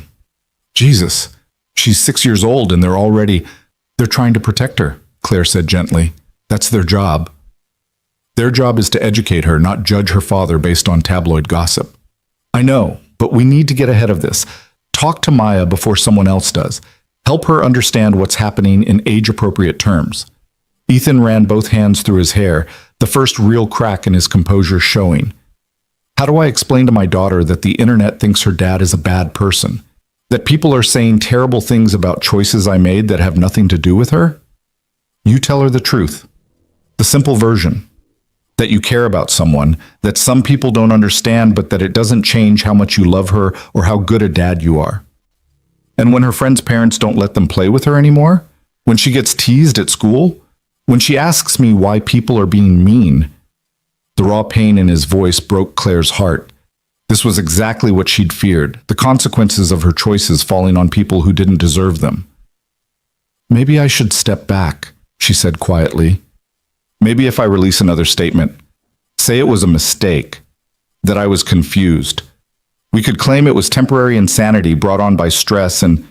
No, Ethan's voice was firm. We're not lying, not even to protect Maya, because you know what's worse than her dealing with this mess? Her learning that sometimes we pretend to be people we're not, because it's easier. That we lie about what matters to make other people comfortable. She's 6, Ethan. She shouldn't have to be brave about her father's love life. She's 6, and she's already braver than most adults I know. She watched her mother die. She rebuilt her life in a new city with a grieving father who barely knew how to function. She can handle this. He pulled Claire closer. What she can't handle is me teaching her that love is something to be ashamed of, that telling the truth is wrong if people don't like the answer. You're sure? I'm terrified, but I'm sure. He kissed her forehead. We go talk to her together. We explain what's happening, and we show her that sometimes doing the right thing is hard, but we do it anyway. They left the office at 10 p.m., taking separate cars to avoid photos of them together. Claire drove through rain-slick streets to Ethan's apartment, her mind racing through possible scenarios, trying to prepare for a conversation she had no template for. Maya was still awake when they arrived, being watched by Ethan's neighbor, Mrs. Chen, a kind woman in her 70s who'd helped with childcare since they'd moved to Seattle. Thank you for staying late, Ethan said. I know this is beyond... Hush. That baby needed someone. I stayed, simple as that. Mrs. Chen gathered her knitting, then paused. Those people on the news, they don't know you, don't know your heart. Anyone who's watched you with Maya knows what kind of man you are. The kindness in her voice made Ethan's eyes shine with moisture. Thank you. After she left, they found Maya in the living room building an elaborate castle out of blocks. Daddy! She launched herself at him, all wild curls and 6-year-old energy. You're home. Mrs. Chen let me stay up because you were working late and... She noticed Claire, her expression brightening. The princess came back. Hi, sweetheart. Claire knelt down to her level. Your castle is beautiful. It's for a queen who doesn't need a prince. She has a dragon friend instead. Maya returned to her construction. Miss Rachel at school said princes are optional. I think she's right. Ethan and Claire exchanged glances. Maya, honey, can you sit down for a minute? We need to talk to you about something. The seriousness in his tone made Maya pause. She settled on the couch, elephant clutched to her chest, her small face suddenly worried. Did I do something wrong? No, baby, you didn't do anything wrong, but something's happening that might affect you, and we want you to hear about it from us first. Okay. Her voice was very small. Ethan sat beside her, Claire taking the chair opposite. You know how people sometimes care about each other? How Daddy cared about Mommy? Maya nodded. Well, sometimes grown-ups develop feelings for someone new, and that's what's happened with me and Claire. Maya looked between them, processing. You like her? Like her?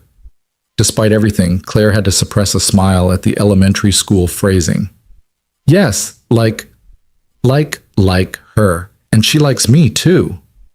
Oh. Maya seemed to consider this. Is that bad?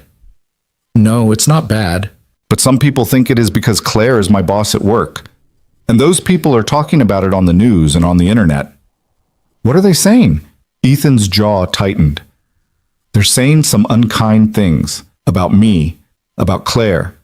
And some of those things might affect you. How? People might talk to you about it, ask you questions. Maybe some kids at school might say things because their parents have been watching the news. He pulled her closer. And I need you to know that none of what's being said changes anything about us, about our family, about how much I love you. Maya was quiet for a long moment, her child's mind working through adult complications. Finally, she looked at Claire. Do you make my daddy happy? The question was so direct, so achingly simple, that Claire felt tears prick her eyes. I hope so. He makes me very happy. Good. Because he's been sad since Mommy died. Not all the time. But sometimes I see it, like he's happy on the outside but still sad underneath. Maya turned to her father. Are you still sad underneath? Ethan's voice was thick with emotion. A little.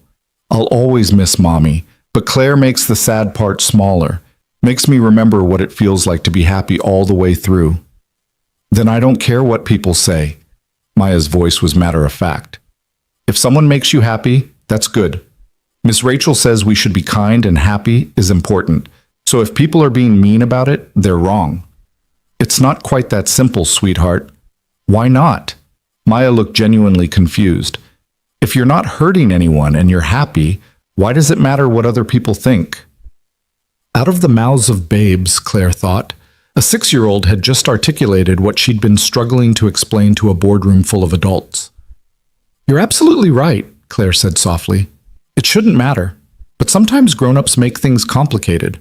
Grown-ups make everything complicated. Maya sighed with the weight of ancient wisdom. Zoe's parents got divorced and everyone asked me if I was worried you'd find a new wife and forget about Mommy. But I said you wouldn't because you're not dumb. You can love Mommy and still like someone new. Hearts don't run out of room. Ethan pulled his daughter into his lap, holding her tight. When did you get so smart? I've always been smart. You just forget sometimes because I'm small. She snuggled against him, then reached out a hand to Claire. Can you come sit with us? Claire moved to the couch, and Maya immediately arranged them so she was between them, one small hand holding each of theirs. There. Now we're together.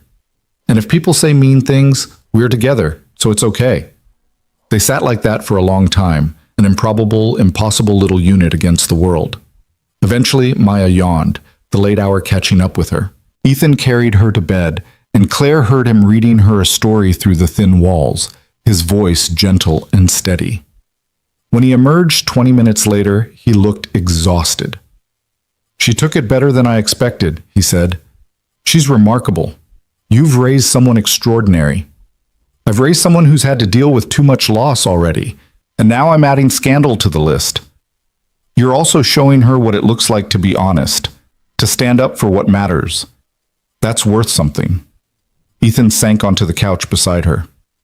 Monday's going to be brutal. The investigation, the board. Richard Ashford is going to find every email we've ever exchanged and twist it into evidence of impropriety. Let him look. We've been professional, careful. There's nothing to find. Except 3 years of me being half in love with you and trying to hide it. That's not a crime. That's just human. Her phone buzzed again. Another news alert. She glanced at it, felt her stomach drop. Breaking. Anonymous source claims Claire Hawthorne promised employee promotions in exchange for relationship. No. The word came out sharp. That's a lie. That never... I know it's a lie. You know it's a lie. But they don't need truth. They just need a story that sells. Ethan took the phone from her, set it aside. This is how they're going to play it. Anonymous sources. Unverifiable claims. Death by 1,000 cuts until your reputation is so damaged the board has no choice but to remove you. Richard's behind this. Has to be. He's feeding stories to the press. Can you prove it? No, which is exactly why he's doing it this way.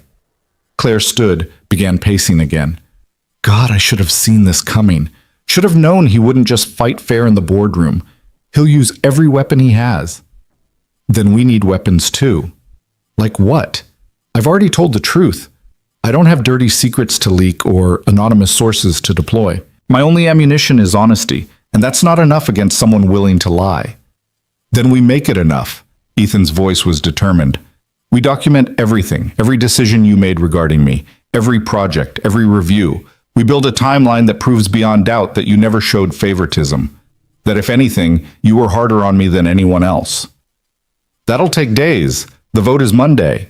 Then we work all weekend. I'll pull my personnel file. You access your decision logs. We'll build a case so airtight they can't ignore it. Claire looked at him, this man who'd already lost so much, who was now offering to spend his weekend building a defense for her job. Why are you doing this? The question came out broken. Why are you fighting so hard for me when walking away would make your life infinitely easier? Because 3 years ago I was drowning. Grief, single parenthood, trying to rebuild in a city where I knew no one. And the first person who made me feel like maybe I could survive was you." He stood, crossed to her. "You didn't know it. Didn't know that every time you asked how I was doing, every time you noticed when I was struggling, every small kindness, it mattered. It pulled me back from the edge bit by bit. Ethan, I'm not walking away from the person who saved me just because staying is hard. I'm not that man, and you're not the woman who gives up when things get complicated." He cupped her face. "So we fight. Together. Whatever it takes." The kiss was different this time. Not desperate or claiming, but steady. A promise of partnership in the face of impossible odds. When they broke apart, Claire felt something shift inside her. A settling of resolve. A clarification of purpose. "Okay," she said. "We fight, but we do it my way." "What's your way?" "Full transparency. Complete honesty. We don't just prove there was no impropriety. We show them exactly what did happen. How we fell in love despite every reason not to. How we tried to deny it. How we maintained boundaries until I'd already walked away from Lawrence. We give them the whole story, the real story, and we trust that truth is more compelling than whatever lies Richard's spinning. That's risky. Opening ourselves up like that. Everything about this is risky. Might as well risk it, honestly." They worked through the night, building a comprehensive timeline. Claire's decision logs showed a pattern of her actually passing Ethan over for opportunities. The Singapore project, the lead architect role on the Martinez account, the chance to present at the tech conference. Every instance where he'd been qualified, but she'd chosen someone else. His performance reviews showed high marks, but nothing that stood out as preferential. If anything, her feedback was more critical of his work than any other employee's. Their email history was scrupulously professional. No flirtation. No personal conversations, just project updates and technical discussions. "This is good," Ethan said as dawn began to break. "This shows you were actually more careful with me than with other employees. Because I was terrified someone would notice how I felt. So I overcompensated." Claire rubbed her eyes, exhaustion making everything feel surreal. "God, 3 years of loving you and being too scared to admit it. What a waste." "Not a waste. Necessary. We weren't ready. I wasn't ready. Maya needed stability, and I needed to actually process Sarah's death before I could be present for someone new." He took her hand across the scattered documents. "And you needed to figure out who you were outside of everyone else's expectations. We got here when we were supposed to." "You really believe that?" "I have to. Otherwise, all this pain is for nothing." Her phone rang. Her father. She answered on speaker. "Claire, I need you to listen very carefully." The tone made her straighten. "What's wrong?" "Richard's not waiting until Monday. He's called another emergency session for this afternoon. 1 p.m. He has 3 more board members ready to vote for your removal." "He can't do that. We agreed to wait until Monday." "He found something, or claims he did. An email from Ethan to a colleague 2 years ago. Something about you." Robert's voice was grim. "I don't know what it says yet, but he's using it as evidence that this relationship has been going on longer than you claimed." Ethan had gone pale. "What email?" "To another software developer, Marcus Chen. Apparently you mentioned Claire in it." Claire watched Ethan's face cycle through confusion to sudden realization. "Oh God, the after-work drinks, I remember. Marcus was asking if I was ever going to date again. I said something stupid like..." He stopped, looking horrified. "Like what?" Claire pressed. "Like the only woman I'd been even remotely interested in was completely off limits." "And when he pushed, I said..." Ethan closed his eyes. "I said, even if Claire Hawthorne wasn't my boss, she's so far out of my league, we're not even playing the same sport. But watching her work is like watching an artist. Makes me remember what it feels like to admire someone." Silence fell. "That's it?" Robert asked. "That's what Richard's using?" "That's an admission that I had feelings 2 years ago, while Claire was engaged to Lawrence, while she was still his boss." Ethan's voice was flat. "Richard will frame it as proof we've been carrying on an affair for years, that Claire left Lawrence for me, that everything we've said about the timeline is a lie." "It's not an affair if we never acted on it," Claire protested. "Try explaining that distinction to a hostile board already looking for reasons to remove you." Her father's sigh was heavy. Claire, this is bad. This gives them exactly what they need to claim your judgment has been compromised for years, that you've been lying about when the relationship started, that you prioritize personal feelings over company welfare long before yesterday. Claire felt the walls closing in. Every defense they'd built, every piece of evidence they'd gathered, all of it undermined by one casual comment in an email sent 2 years ago. What do I do? The question came out smaller than she'd intended. You come to the meeting, you tell the truth, again, and you hope that enough people believe you. Robert paused. And Claire, you should prepare for the possibility that this time truth won't be enough. The call ended. Ethan and Claire sat in the wreckage of their carefully built defense, dawn light streaming through the windows, the sounds of the city waking up around them. I'm so sorry, Ethan whispered. If I just kept my mouth shut, if I hadn't... Don't apologize for being honest with a friend, for acknowledging feelings you never acted on. Claire took his hands. This isn't your fault. It's Richard's fault for weaponizing normal human emotion. Normal human emotion that's about to cost you everything. Maybe. Or maybe it's about to show the board who they really are, whether they're people who can tell the difference between feelings and actions, between attraction and impropriety. She stood, squaring her shoulders. Either way, we find out today. At 12:30, they arrived at TechCore together. No more hiding, no more separate entrances. If the board was going to remove her for loving Ethan Brooks, they could damn well see them walk in side by side. The press outside went wild, cameras flashing, questions shouted, microphones thrust forward. Claire, did you have an affair? Ethan, how long have you been sleeping with your boss? Is it true you were promised promotions? What do you say to people calling this the biggest scandal in tech this year? They kept walking, hands linked, refusing to engage. Security cleared a path to the entrance. Inside, the boardroom was already full. All 12 members present. Richard Ashford sitting at the head of the table like he already owned the place. Claire took her seat. Ethan stood against the back wall. He wasn't a board member, but she'd be damned if she faced this without him in the room. Richard wasted no time. Thank you all for coming on short notice. I've called this meeting because new evidence has come to light that fundamentally changes our understanding of Ms. Hawthorne's fitness to lead. He projected the email onto the screen. Ethan's words to Marcus from 2 years ago, displayed for everyone to read. This email proves that Mr. Brooks has had romantic feelings for Ms. Hawthorne for at least 2 years, while she was engaged, while she was his direct supervisor, while she was making decisions that affected his career. Richard's voice was triumphant. This isn't a recent development. This is a long-term, inappropriate relationship that Ms. Hawthorne has lied about repeatedly. I didn't lie. Claire's voice cut through the room. I said our relationship began after I left Lawrence. That's true. Having feelings isn't the same as having a relationship. Semantics. The point is, you've been compromised for years. Every decision you made regarding Mr. Brooks has been tainted by emotional involvement. Show me one decision. One single choice I made that gave Ethan preferential treatment. Claire pulled out the documentation they'd compiled. Because I can show you a dozen times I passed him over for opportunities he deserved because I was so careful about avoiding even the appearance of favoritism. She handed out copies of the timeline.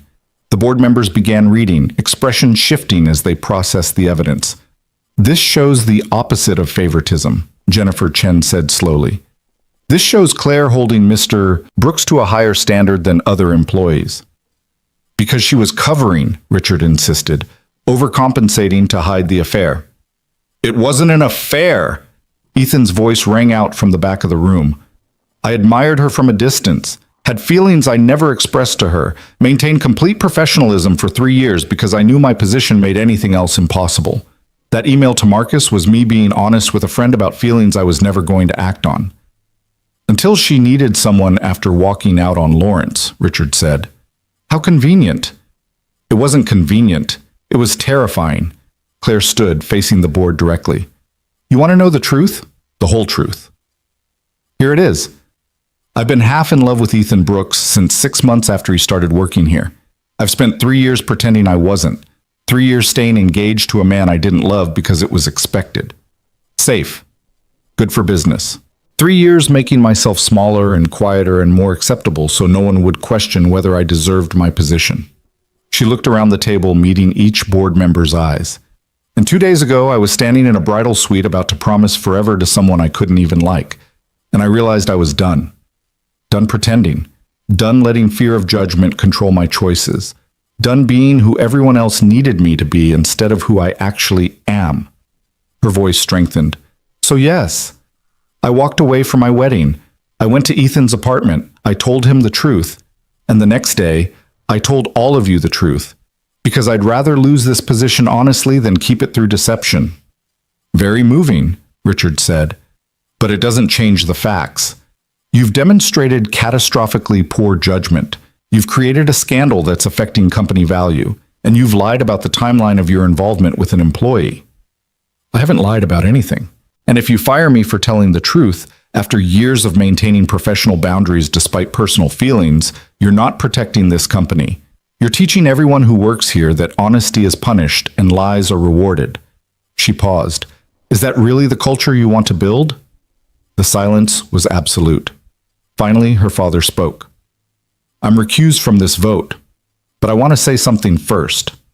He looked at Claire, his expression complex. I built this company on the principle that good work speaks louder than pedigree, that integrity matters more than connections, that we judge people by what they do, not who they love. His voice wavered slightly. My daughter has demonstrated more integrity in the last 2 days than most people show in a lifetime. She's told hard truths, faced brutal consequences, refused to compromise her values even when lying would have been easier. And if we punish that, if we remove her for being honest, we lose something fundamental about who we are as a company. Robert, your bias is clear, Richard started. My bias is toward my life's work, toward the values I built this company on, and toward recognizing that sometimes the hardest right thing looks like the wrong choice until history proves otherwise. Robert stood. Vote however your conscience dictates, but know that this decision will define TechCore's character far more than Claire's personal life ever could. He left the room. Richard called for the vote. All those in favor of removing Claire Hawthorne as CEO indicate now. 4 hands rose. Richard's, Patricia's. 2 others who'd always been Ashford allies. Those opposed? 6 hands. Jennifer Chen, the 3 board members who'd consistently supported Claire's business decisions, and 2 others who'd been on the fence. Motion fails. Ms. Hawthorne retains her position. Jennifer's voice was firm. Richard's face went red. This is absurd. You're letting personal sympathy. We're letting evidence guide our decision.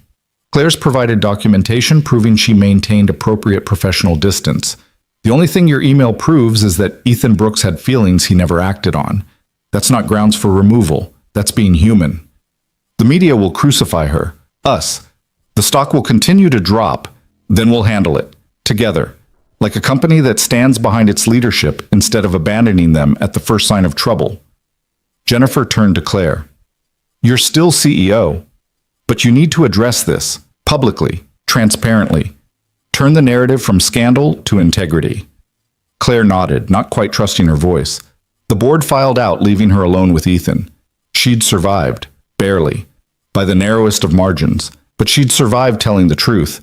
And somehow, impossibly, that felt like winning. Ethan crossed the empty boardroom and pulled Claire into his arms. She was shaking, adrenaline and relief and exhaustion all hitting at once. You did it, he murmured against her hair. You actually did it. We did it. That timeline you helped build, that documentation, it saved me. She pulled back to look at him. But Ethan, 6-4. That's not a mandate. That's barely hanging on. One person changes their mind and I'm out. Then we make sure no one changes their mind. Her phone buzzed with a text from Jennifer Chen. Press conference, 2 p.m. You need to control this narrative before Richard does. I'm arranging it now. Claire showed it to Ethan. 2 hours to figure out what to say to the entire world. You tell them the same thing you told the board, the truth. The board had evidence, documentation. The press just wants blood. Then give them something better. Give them a story about choosing integrity over convenience, about a CEO who'd rather risk everything than live a lie. He took her hands. Claire, you're not just fighting for your job anymore. You're fighting for the principle that honesty matters, that people at the top should be held to standards of character, not just profit. She looked at this man who'd somehow become her anchor in the chaos. When did you get so wise? About 3 years ago, when I met a woman who made me want to be braver than I actually am. The kiss was interrupted by Jennifer herself appearing in the doorway. Claire, we need to prep. The media is already gathering. Richard's camp is feeding them questions designed to corner you. We need a strategy. For the next 90 minutes, they worked through potential questions and answers. Jennifer played devil's advocate, throwing every hostile inquiry she could imagine. Did you have an affair with your employee? No, I had feelings for someone who happened to work for me.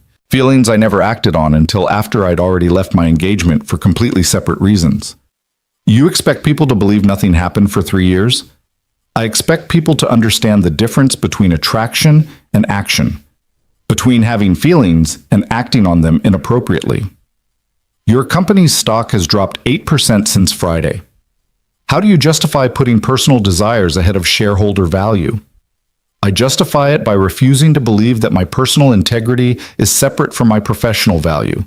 A CEO who lies about fundamental aspects of their life is a CEO who will lie about other things. I'd rather lead honestly than profitably through deception. Jennifer nodded approvingly. Good. Keep that energy, direct, unapologetic.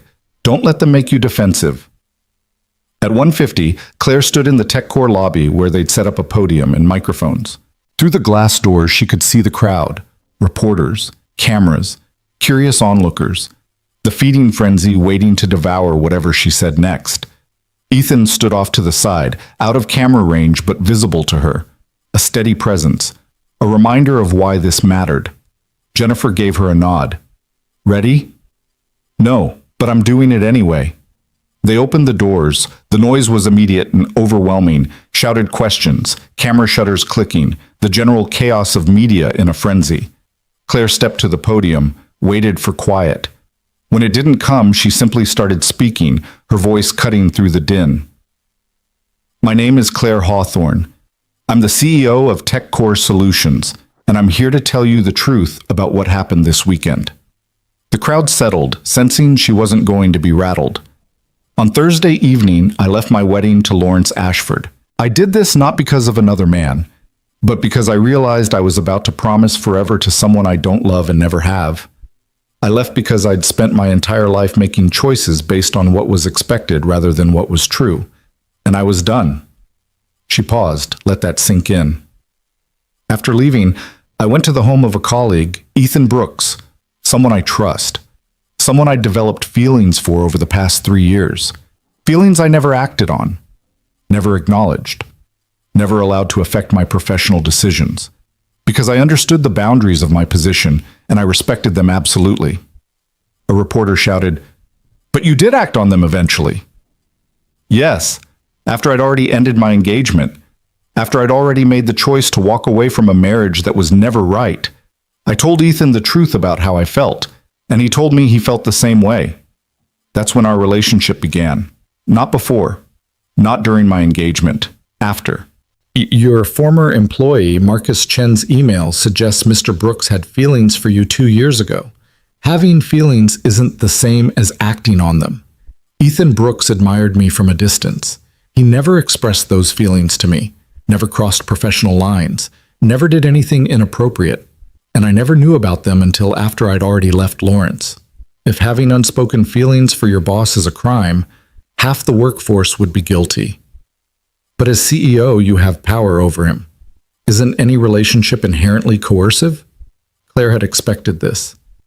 That's a fair question, and it's exactly why I maintained such strict boundaries for 3 years. It's why I documented every decision I made regarding Ethan's career. It's why I actually held him to higher standards than other employees. Because I was terrified of showing favoritism. The board has reviewed this documentation. They found no evidence of preferential treatment. If anything, I penalized him for my own feelings by passing him over for opportunities he'd earned. So you admit you let personal feelings affect professional decisions? I admit I bent over backward to ensure personal feelings didn't affect professional decisions. There's a difference. Another reporter jumped in. Your company's stock has dropped significantly. Investors are nervous. How do you justify staying in your position when your personal choices are affecting shareholder value? I justify it by believing that long-term shareholder value depends on leadership with integrity. A CEO who lies about who they are will lie about other things. A CEO who makes decisions based on what's expedient rather than what's true will compromise in other areas. I'd rather lead this company honestly, even if it's uncomfortable in the short term, than build success on a foundation of deception. That's easy to say when you're not the one losing money. It's not easy to say at all. It's terrifying. I know some investors will walk away. I know some partnerships might dissolve. I know this decision has cost the company in measurable ways. But I also know that TechCore was built on principles of integrity and innovation. My father founded this company on the idea that good work matters more than good connections, that character counts. And I refuse to abandon those principles just because living them is harder than lying. The questions kept coming, relentless and probing. Claire answered each one as directly as she could, refusing to dodge or deflect. Are you in love with Ethan Brooks? Yes? Does that mean you'll resign to avoid conflicts of interest? No. It means I'll continue to document decisions, maintain transparency, and hold myself to the highest ethical standards. Love doesn't make me less capable of leadership. If anything, it makes me more human. More able to understand that the people I lead have complex lives and feelings that don't disappear just because they're at work. What about the optics?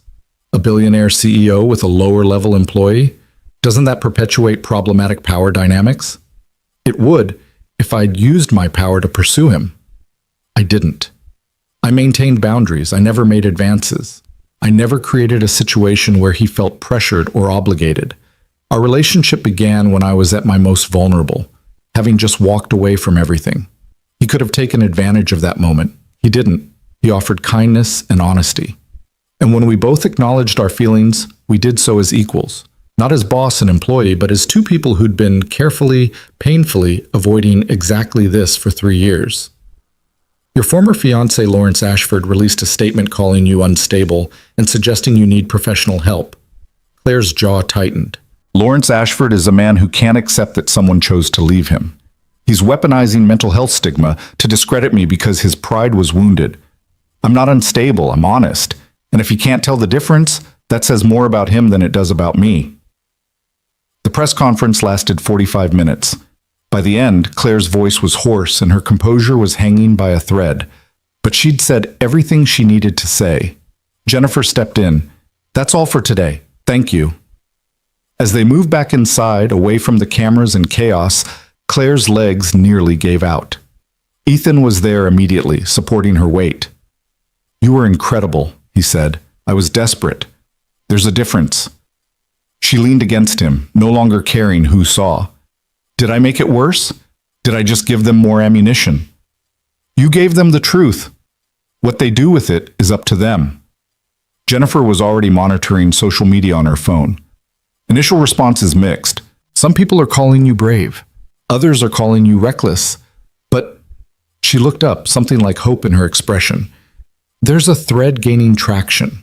Women talking about times they stayed in wrong relationships because leaving seemed impossible. People sharing stories about hiding who they really are at work. It's resonating. Resonating doesn't pay investors back for lost value, Claire said quietly. No, but it might remind people that companies are run by humans, and humans are messy and complicated, and sometimes they have to make impossible choices. Jennifer put her phone away. The board gave you a reprieve. Don't waste it. Show them that your honesty makes you stronger, not weaker. Over the next several days, the storm raged on. Think pieces were written. Late-night comedians made jokes. The hashtag #RunawayBride trended and then evolved into hashtag #BraveCEO and then into something more complex that defied easy categorization. Claire's stock price stabilized, then began a slow climb back. Not because investors suddenly embraced scandal, but because she went on offense. She appeared on financial news programs and talked not about her personal life, but about TechCore's 5-year growth strategy. She released detailed quarterly reports that showed the company's fundamental strength. She announced a new partnership that had been in negotiation for months, proof that her professional work hadn't stopped just because her personal life exploded. and she was honest. Painfully, vulnerably honest in every interview. When asked on Bloomberg if she regretted leaving her wedding, she said, "I regret the pain it caused people I care about. I regret the timing and the spectacle. But I don't regret choosing truth over convenience. I'd make the same choice again." When asked on CNBC about maintaining authority after such public upheaval, she said, "Authority that depends on perfection is fragile. Authority built on competence and integrity is sustainable. I'd rather be a CEO my employees trust to be honest than one they think is infallible." Slowly, the narrative began to shift. Not everywhere, not completely, but enough. A prominent female venture capitalist wrote an op-ed defending Claire's choice to prioritize personal authenticity. A male tech CEO admitted in an interview that he'd stayed in a loveless marriage for years because divorce looked bad for business and wished he'd had Claire's courage earlier. But the professional cost was still real. 3 major investors pulled out. 2 board members who'd voted to keep her began making noise about reconsidering in light of ongoing instability. And Richard Ashford was relentless in his campaign to undermine her. The personal cost was worse. Maya's school requested that Ethan come in for a meeting. They sat in the principal's office on a Wednesday afternoon, the same chairs where Ethan had attended parent-teacher conferences about Maya's progress. Now they were here to discuss the current situation. Principal Anderson was a kind woman in her 50s who'd always been supportive. Now she looked uncomfortable. "Mr. Brooks, we want to start by saying that Maya is a wonderful child. Creative, kind, smart. We adore having her here." "I hear a but coming," Ethan said quietly. "But we've had several parents express concerns about the media attention, about their children being exposed to, she searched for words, adult situations through association with Maya." Claire felt rage building in her chest. "Maya is 6 years old. She hasn't done anything wrong. You're going to punish her because her father fell in love?" "We're not punishing anyone. We're trying to navigate a delicate situation. Some parents have requested their children not be placed in the same reading groups as Maya. Others have expressed concern about playdates." "Those parents are being bigoted and cruel," Claire said flatly. "And you're enabling them by taking this meeting instead of telling them their concerns are inappropriate." "Ms. Hawthorne, I understand you're protective of Maya." "I'm not being protective. I'm being accurate. Maya's father has done nothing wrong. I've done nothing wrong. We've been honest about caring for each other, and you're allowing other parents to ostracize a child because they disapprove of her father's relationship. That's discrimination." Principal Anderson's expression tightened. "I assure you, we don't condone discrimination." "Then act like it. Tell those parents that Maya is welcome here and will be treated like any other student. Tell them their personal opinions about her father's relationship are irrelevant to her education. And make it clear that any child who bullies Maya over this will face consequences." Claire's voice was ice. "Or I will make sure every news outlet that's been following this story knows that your school is punishing a 6-year-old for her father's honesty." "That sounds like a threat." "It's a promise. I've spent the last week being dragged through the press. I'm not letting Maya experience the same without fighting back." Ethan put a hand on Claire's arm. "Principal Anderson, I appreciate you bringing this to our attention. I'd like to meet with these parents, directly. Answer their questions. Help them understand that Maya's home life is stable and loving, that what they're reading in the news is sensationalized and incomplete. I don't think that's wise. I think it's necessary, because right now they're forming opinions based on headlines. Let me give them the truth." His voice was firm. "And let me be clear. If Maya is treated differently because of me, I will remove her from this school and make very sure everyone knows why. She deserves better than to be collateral damage in adults' judgment." The meeting ended with tense assurances that the school would monitor the situation. Walking out to the parking lot, Claire was still furious. They should have shut that down immediately. Those parents have no right. They have every right to their opinions. We can't control that. Ethan's voice was tired. But we can control whether Maya sees us falling apart over it. She needs to see us handling this with dignity. "I don't feel dignified. I feel like burning that school to the ground." Despite everything, he smiled. "That's because you're a fighter. But Maya doesn't need fighters right now. She needs people who'll show her how to walk through ugliness without becoming ugly themselves. They picked Maya up together. She came bounding out of the after-school program with her usual energy, chattering about the papier-mâché volcano her class was building. And Ms. Rachel says mine can be purple because regular lava is boring, and why shouldn't volcanoes be creative? She climbed into her car seat. Can Claire come over for dinner? I want to show her my volcano design.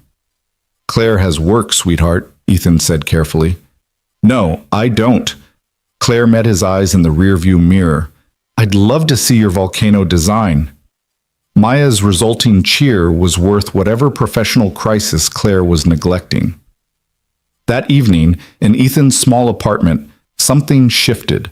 Claire sat on the floor with Maya, helping paint a cardboard volcano purple and silver, while Ethan made spaghetti. It was domestic and simple, and completely removed from boardrooms and press conferences. Why purple? Claire asked, genuinely curious. Because everyone expects red. But what if there's a magic volcano that shoots out sparkles instead of lava? Or what if it's on another planet where everything is different colors? Maya applied glitter with serious concentration. Ms. Rachel says thinking different is good. That's how we invent things. Ms. Rachel is very smart. She is. She also said that people who judge others without knowing them are scared. And when people are scared, they're mean. But we don't have to be mean back. We can just be ourselves louder. Claire glanced at Ethan, who was listening from the kitchen. Did Miss Rachel say that recently? Maya nodded. Yesterday. After Zoe's mom said Zoe couldn't play with me anymore. I was sad. But Miss Rachel said some people get scared when other people are brave, and that's not my fault. Claire felt her throat tighten. Maya had been dealing with this at school, being excluded, facing consequences for her father's choices, and she was handling it with more grace than most adults Claire knew. Your teacher is right. And Maya, you're one of the bravest people I know. I'm not brave, I'm just me. Being yourself when people want you to be something else is the definition of brave. They ate dinner together, spaghetti and salad and garlic bread. Maya dominated conversation with stories about her classmates and questions about Claire's office and theories about whether dragons would like Italian food. It was chaotic and warm and exactly what Claire had been missing in her carefully orchestrated life. After Maya went to bed, Claire and Ethan sat on the couch in the quiet apartment. She's being ostracized, Claire said. Kids her age shouldn't have to deal with this. No, but she is dealing with it, and she's doing it better than we are. Ethan took her hand. Maya understands something we keep forgetting. Other people's judgment doesn't change who we are. It just reveals who they are. When did your 6-year-old become a philosopher? When she had to grow up too fast because life didn't give her a choice. His voice carried old grief. Losing Sarah taught her that things change, that people leave, that life isn't fair. But it also taught her that you keep going anyway, that you find new ways to be happy, that love doesn't run out just because someone's gone. She said that, about hearts not running out of room. It's her favorite thing about love, that it's infinite, that you can love someone who died and still love someone new, that both things can be true at once. He looked at Claire. She got that from Sarah. Her mom used to say that love expands to hold whatever we need it to hold, that the heart is more flexible than we think. I wish I could have known her. She would have liked you. Sarah was all about honesty, about being real. She had no patience for pretense or games. Ethan smiled at the memory. She would have looked at this whole situation and said something like, well, you made it complicated, but at least you made it true. That was her highest compliment, calling something true. Claire rested her head on his shoulder. I'm making Maya's life harder. You're making Maya's life more complex. That's different. Harder implies damage. Complex just means there are more layers to navigate. He kissed her hair. And honestly, I think watching you handle this with integrity is teaching her more valuable lessons than a smooth, easy childhood ever would. That's a generous interpretation. It's an accurate interpretation. Maya's learning that sometimes doing the right thing is costly, that standing up for what you believe has consequences, that you can survive judgment and come out stronger. His arm tightened around her. Those are lessons that'll serve her better than being popular with Zoe's mom ever could. They sat in comfortable silence, the city sounds filtering through the windows. After everything, the chaos, the scandal, the brutal public examination, this quiet moment felt stolen, precious. Claire's phone buzzed, a text from her father. "Dinner tomorrow? Just us. We need to talk." She showed it to Ethan. "That sounds ominous," he said. "Everything with my father sounds ominous. It's his default setting." "Are you going?" "I should. We haven't actually really talked, since all this happened. He voted to keep me as CEO, but I don't know if that was about supporting my choice or protecting his legacy." "Does it matter which?" "Maybe. I'd like to think my father can separate his daughter from his company, but I'm not sure he can." The next evening, Claire met Robert Hawthorne at a quiet restaurant far from downtown, the kind of place where business titans went when they didn't want to be seen or photographed.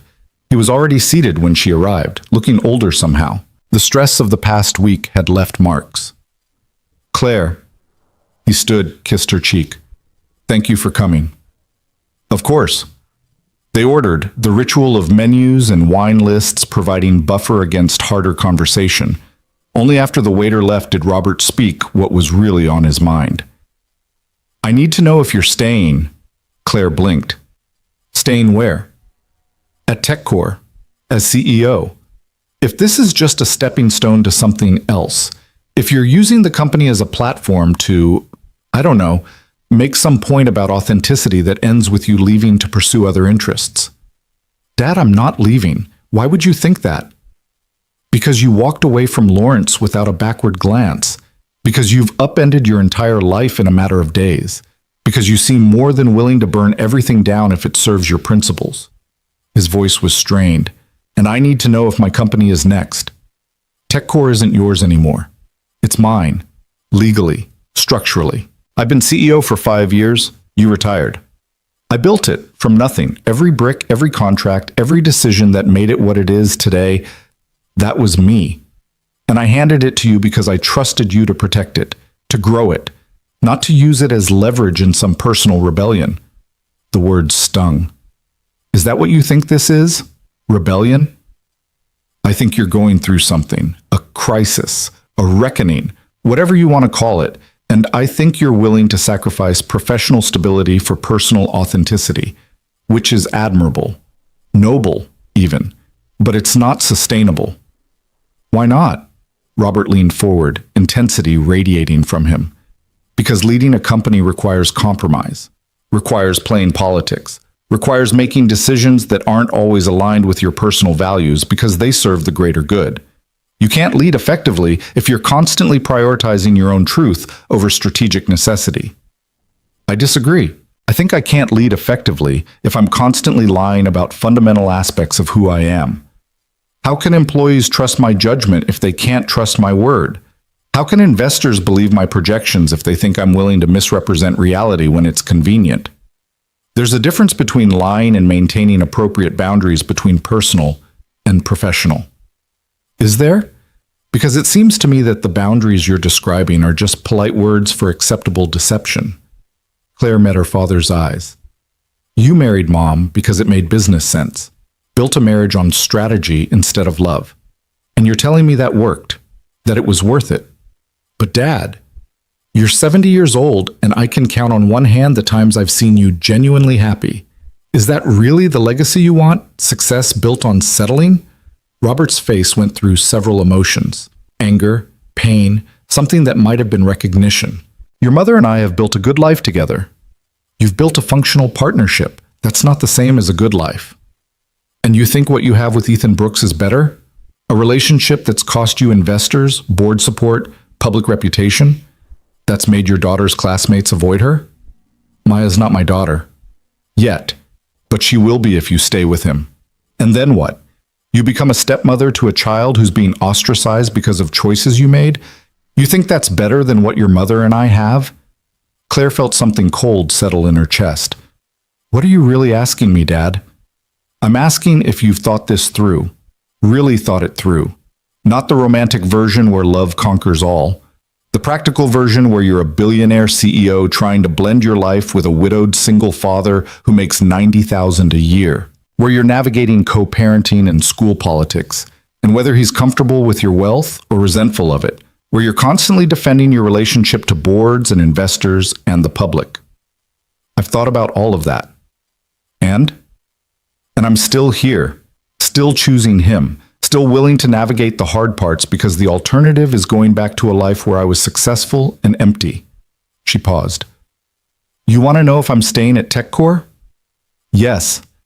I'm staying because I love this company and I'm good at running it, but I'm not staying at the cost of my humanity. I'm not going to sacrifice the first real relationship I've ever had just to make the board more comfortable. Even if it costs you everything? It won't cost me everything. It might cost me some things, but those things aren't everything. Robert was quiet for a long moment. When he spoke again, his voice was softer. You're braver than I ever was. I'm more desperate than you ever were. There's a difference. No, you're brave. You always have been. Even as a child, you'd walk into a room and demand to be taken seriously, refuse to accept that being a woman meant accepting less, pushed harder than anyone I knew to prove you deserved your place. He reached across the table, took her hand. And I'm proud of you. Even when I'm terrified for you. Even when I think you're making this harder than it needs to be. I'm proud that you're my daughter. Tears pricked Claire's eyes. Then support me. Not just in the boardroom. Actually support me. Tell me you understand why I had to leave Lawrence. Why I had to tell the truth. Why loving Ethan isn't a weakness or a distraction, but the thing that's making me human again. I'm trying to understand, but Claire, I look at you and I see everything I've built on the edge of collapse. Every principle I taught you about leadership being tested by one relationship. Maybe those principles needed testing. Maybe leadership that requires lying about who you love isn't actually leadership worth having. She squeezed his hand. Dad, you built something amazing, and I'm grateful, but I don't want to spend 50 years protecting a legacy at the cost of actually living. I want to build something that matters while also being someone who matters. To myself, to Ethan, to Maya. And if you can't do both, then I'll choose being someone over building something. Because buildings crumble, companies fold, legacies fade. But the person you are, the choices you make about who to love and how to treat people and whether to tell the truth even when it costs you, that's what endures. They talked for another hour, circling the same questions from different angles. By the end, Robert hadn't fully accepted her choices, but he'd stopped fighting them. It was progress. When Claire returned to her penthouse that night, she felt the weight of everything that had changed. The space looked the same, minimalist furniture, designer everything, views that stretched to the horizon, but it felt different, empty in a way it hadn't before. She'd spent years building this life, this perfect, controlled, successful life. And now she could see it for what it was, a beautiful cage. Her phone rang. Ethan. Hey, how was dinner with your dad? Complicated. He's trying to understand, but it's hard for him. He sees love as a liability instead of an asset. That's sad. Yeah, it is. She looked around her apartment. I don't want to be here tonight. Then don't be. Come here. Ethan, I can't keep showing up at your apartment every time I'm lonely. That's not fair to Maya. She needs routine, stability. She needs to see that home is where you choose to be, not where you're obligated to stay. His voice was gentle. Come over. Maya would love to see you. And honestly, so would I. 20 minutes later, Claire stood at his door again. But this time it was different. This time it wasn't desperation or crisis. It was choice. Maya answered, wearing pajamas covered in stars. You came back. I did. Is that okay? It's perfect.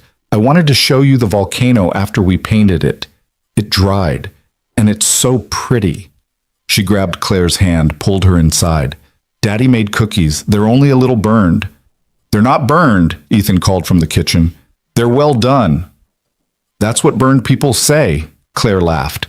Let Maya drag her to the living room where a purple and silver volcano sat proudly on the coffee table. It was lumpy and asymmetrical and completely wonderful. It's perfect, Claire said honestly. It's weird, but Ms. Rachel says weird is just another word for interesting. Maya picked it up carefully. Want to see it erupt? Daddy said we could do the vinegar thing tomorrow. I would love that. They spent the evening in comfortable domesticity, eating slightly overdone cookies, playing Go Fish, listening to Maya read from her chapter book with intense concentration. When Maya finally went to bed, Claire helped clean up the scattered game pieces and cookie crumbs. You don't have to do that, Ethan said. You're a guest. I don't feel like a guest.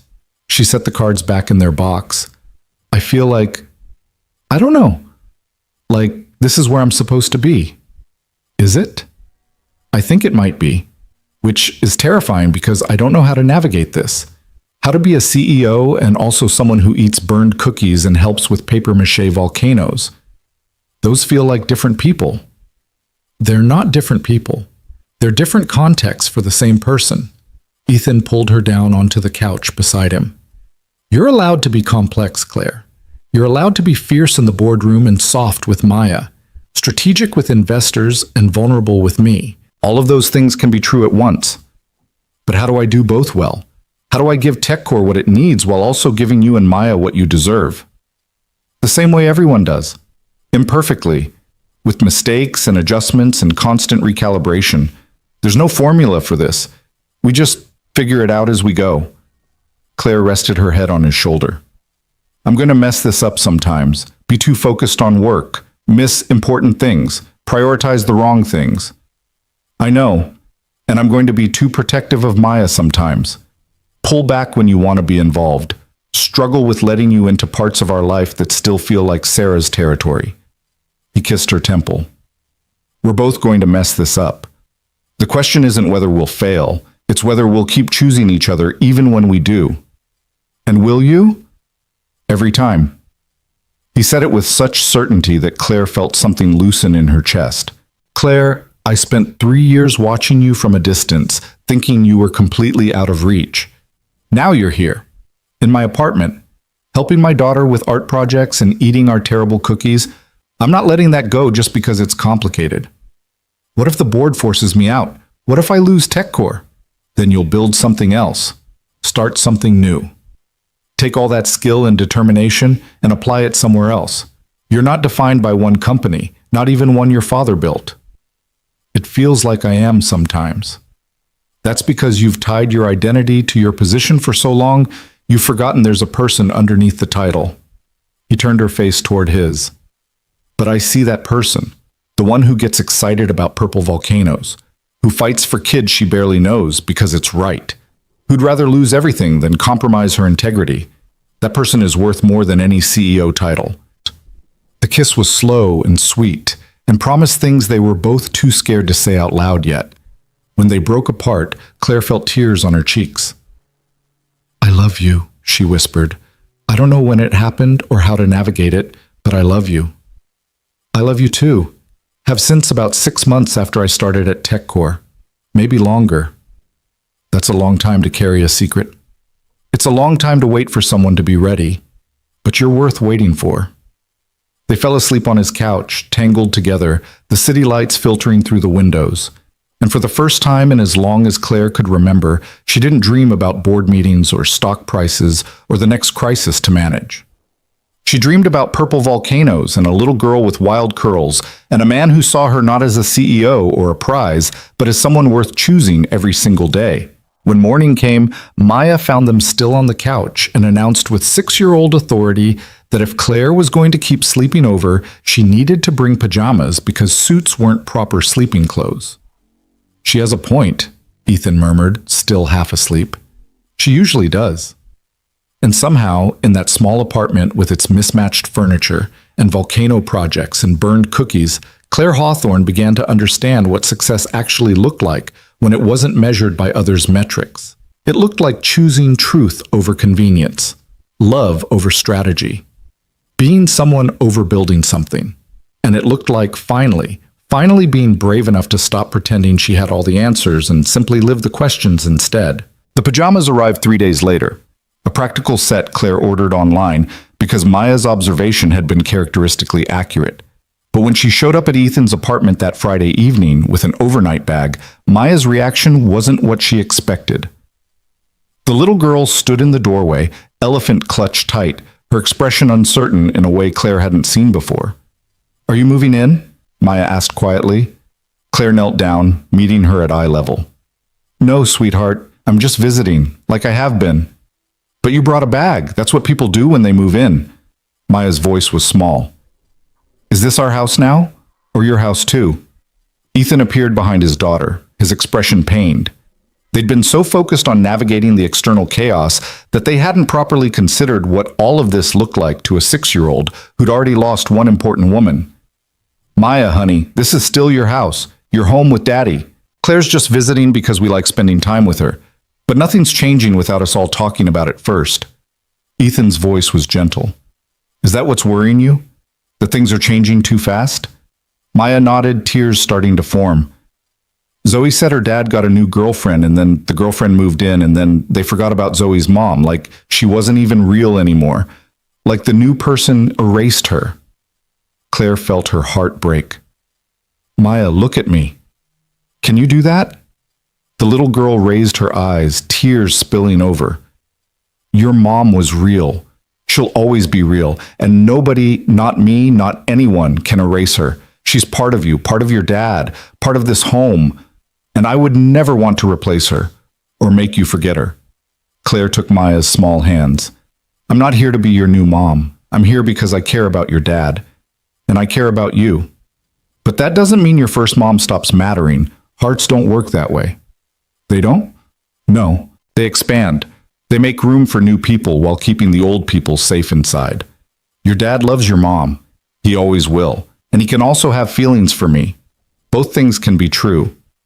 Maya considered this with the serious concentration only children possess. "Like how I love elephant, but I also love the stuffed bunny Grandma gave me? I don't have to choose?" "Exactly like that." "Okay," Maya wiped her eyes. "But if you're going to visit a lot, can we make rules? Like we still read Mommy's favorite book sometimes, and we still talk about her. And you don't try to change things just because they're different from how you do them?" "Those are very good rules. I agree to all of them." "And one more rule." Maya's voice gained strength. "You have to tell me the truth, even when it's hard. Because Daddy said you and him got in trouble for telling the truth, and I think that's brave. But it only works if you keep doing it. You can't just be honest once and then go back to pretending." Claire looked at this child who'd somehow become the wisest person in the room. "You're absolutely right. I promise to always tell you the truth, even when it's hard." "Okay then. You can come in." Maya stepped aside, suddenly back to her usual energetic self. "We're making pizza. You can help if you wash your hands first. Daddy's rule." That evening, making pizza with mismatched toppings and listening to Maya's elaborate story about why pineapple absolutely belonged on pizza, despite what Oliver at school said, Claire understood something fundamental. This wasn't about grand gestures or dramatic declarations. It was about showing up, being present, earning trust through consistency rather than demanding it through intensity. The weeks that followed fell into a rhythm. Claire managed TechCore during the day, fighting battles with hostile board members, rebuilding investor confidence, proving that her personal honesty translated to professional strength. In the evenings, she'd often end up at Ethan's apartment, helping with homework or dishes or the 1,000 small tasks that made up their life. The media attention began to fade, replaced by newer scandals and fresher drama. Claire's stock price stabilized and then began climbing again as quarterly reports showed strong growth despite the turmoil. Slowly, reluctantly, investors began to accept that maybe a CEO who'd chosen integrity over convenience wasn't such a bad bet after all. But the professional vindication came with personal cost. Richard Ashford was relentless in his campaign to undermine Claire. He used his board position to question every decision, challenge every initiative, and generally make her leadership as difficult as possible. At a particularly contentious board meeting 6 weeks after the wedding incident, Richard played his final card. "I'm calling for another vote of no confidence," he announced. "Claire's leadership has been marked by scandal, instability, and decisions that prioritize personal interest over shareholder value. It's time we acknowledge that this experiment in radical transparency has failed." Claire had been expecting this, had prepared for it, but it still felt like a punch to the gut. On what grounds? Jennifer Chen asked sharply. Our last quarter exceeded projections. We've landed 3 major contracts. Stock price is up 11% from its post-scandal low. By what metric has Claire's leadership failed? By the metric of trust, of reputation, of maintaining the dignity of this institution. Richard pulled out a folder. I have here documentation of Claire's continued relationship with Ethan Brooks, including evidence that she's been spending nights at his residence, that she's become involved in his daughter's life, that she's blurring personal and professional boundaries in ways that create liability for this company. Having a relationship isn't grounds for removal, Patricia Chen interjected. She'd been one of Claire's harshest critics initially, but had softened after seeing the documented evidence of Claire's professional integrity. Unless you can prove it's affecting her judgment, I can prove it's affecting company optics. We've lost conservative investors who are uncomfortable with the arrangement. We've had partnerships questioned because potential clients are concerned about leadership stability, and we've become known not for our innovation, but for our CEO's personal life. Richard leaned forward. This board has a choice. Continue down this path and watch TechCore become a punchline, or make a change and restore dignity to our leadership. Claire had let him speak without interruption. Now she stood, her voice calm and clear. Richard's right about one thing. This board has a choice, but it's not the choice he's framing. She looked around the table, meeting each member's eyes. You can choose leadership that maintains appearances at all costs, that lies about personal realities to project false stability, that treats employees like assets rather than humans with complex lives. Or you can choose leadership that acknowledges reality, that people are messy and complicated, that honesty sometimes creates short-term discomfort, and that integrity matters more than optics. That's a false binary, Richard protested. Is it? Because it seems to me that you're arguing for exactly what I'm describing. You want a CEO who will hide any aspect of themselves that might make investors uncomfortable, who will sacrifice personal authenticity for corporate image, who will treat love like a liability rather than a fundamental human experience. Claire's voice strengthened. And I'm telling you that CEO isn't me. It never was, and pretending otherwise nearly destroyed me. So you admit you're not fit for the position. I admit I'm not fit for the position as you've defined it. But maybe that definition is wrong. Maybe we need leadership that's honest about being human, that shows employees they don't have to choose between professional success and personal authenticity.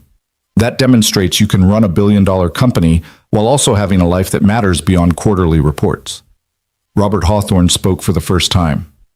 Richard, you've been pushing this narrative for weeks, but the numbers don't support it. Claire's leadership has been objectively successful. Revenue is up. Innovation is strong. Employee satisfaction scores are the highest they've been in 5 years. The only metric by which she's failing is your personal comfort with her choices. It's not just my comfort. It's about maintaining standards. Standards that prioritize appearances over results, that value image over substance. Robert's voice was firm. I built this company on the principle that good work speaks louder than pedigree, that we judge people by what they accomplish, not who they love. And Claire has accomplished more in the last 6 weeks under incredible pressure than most CEOs do in a year without any. You're biased. She's your daughter. I'm recused from voting, but I'm not recused from speaking truth. And the truth is that you're trying to remove the best CEO this company has ever had because she made choices you disagree with. That's not governance, that's vendetta. The room fell silent. Finally, Jennifer Chen spoke. I move that we table this vote indefinitely. Claire has proven her competence repeatedly. The only thing she's proven incompetent at is lying about who she is. And personally, I think that's a strength, not a weakness. I second, Patricia said quietly. This is absurd, Richard protested. You're letting personal sympathy. We're letting evidence guide our decisions, something you seem unwilling to do. Jennifer's voice was sharp. Motion carries. This matter is tabled. Richard stood abruptly. Then I'm resigning from this board. I won't be part of an organization that's become a joke. Your resignation is accepted, Robert said calmly. We'll announce it as mutual parting of ways, professional differences. Very amicable. There's nothing amicable about this. Then it's good you're leaving. Richard gathered his materials and walked out, his footsteps echoing in the silent boardroom. When the door closed behind him, Claire felt something fundamental shift. The last major threat to her position gone.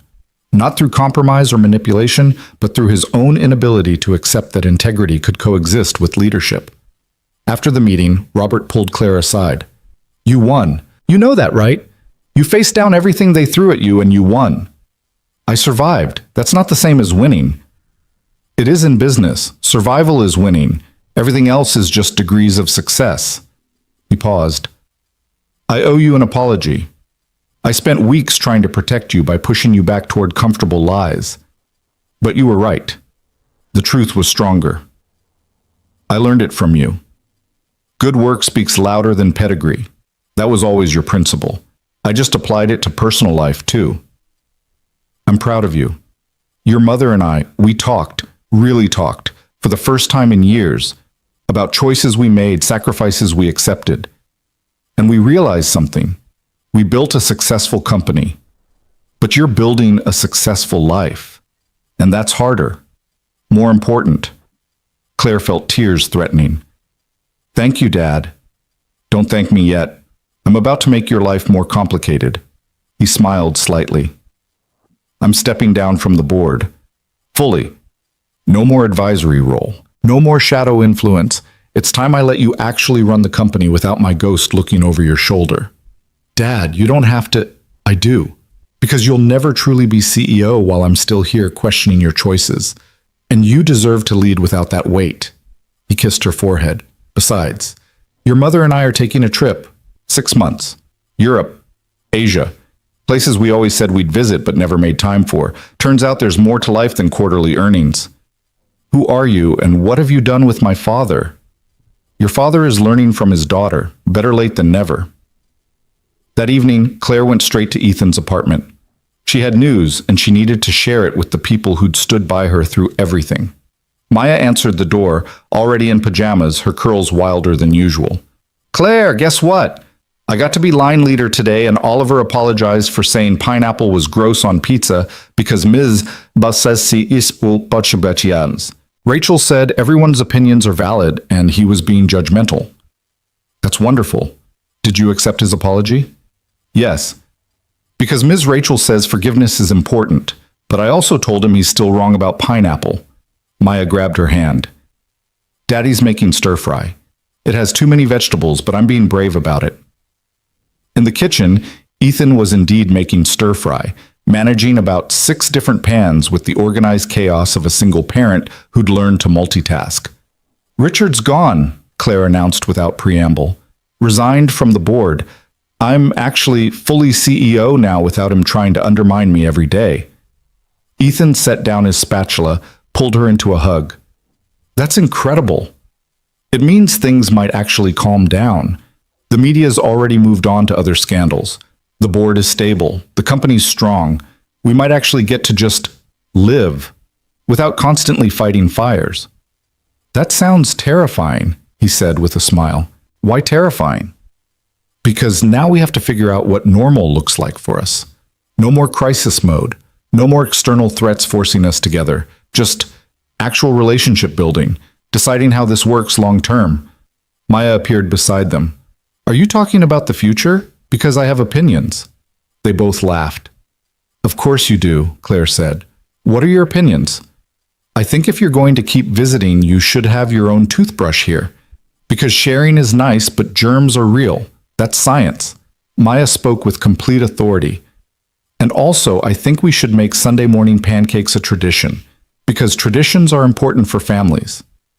The word hung in the air. Families. Ethan and Claire exchanged glances. Maya, is that how you see this? As family? Ethan asked carefully. Well, yeah. You love each other. Claire comes over all the time. She helps with homework and knows my favorite color and doesn't make me eat vegetables I actually hate just because vegetables are healthy. That's family stuff. Maya looked between them. Unless you don't want it to be family, because that's okay too. I just thought, no, sweetheart, I want that, Claire said quickly. I just didn't want to assume. I didn't want to push myself into places I wasn't invited. You're invited.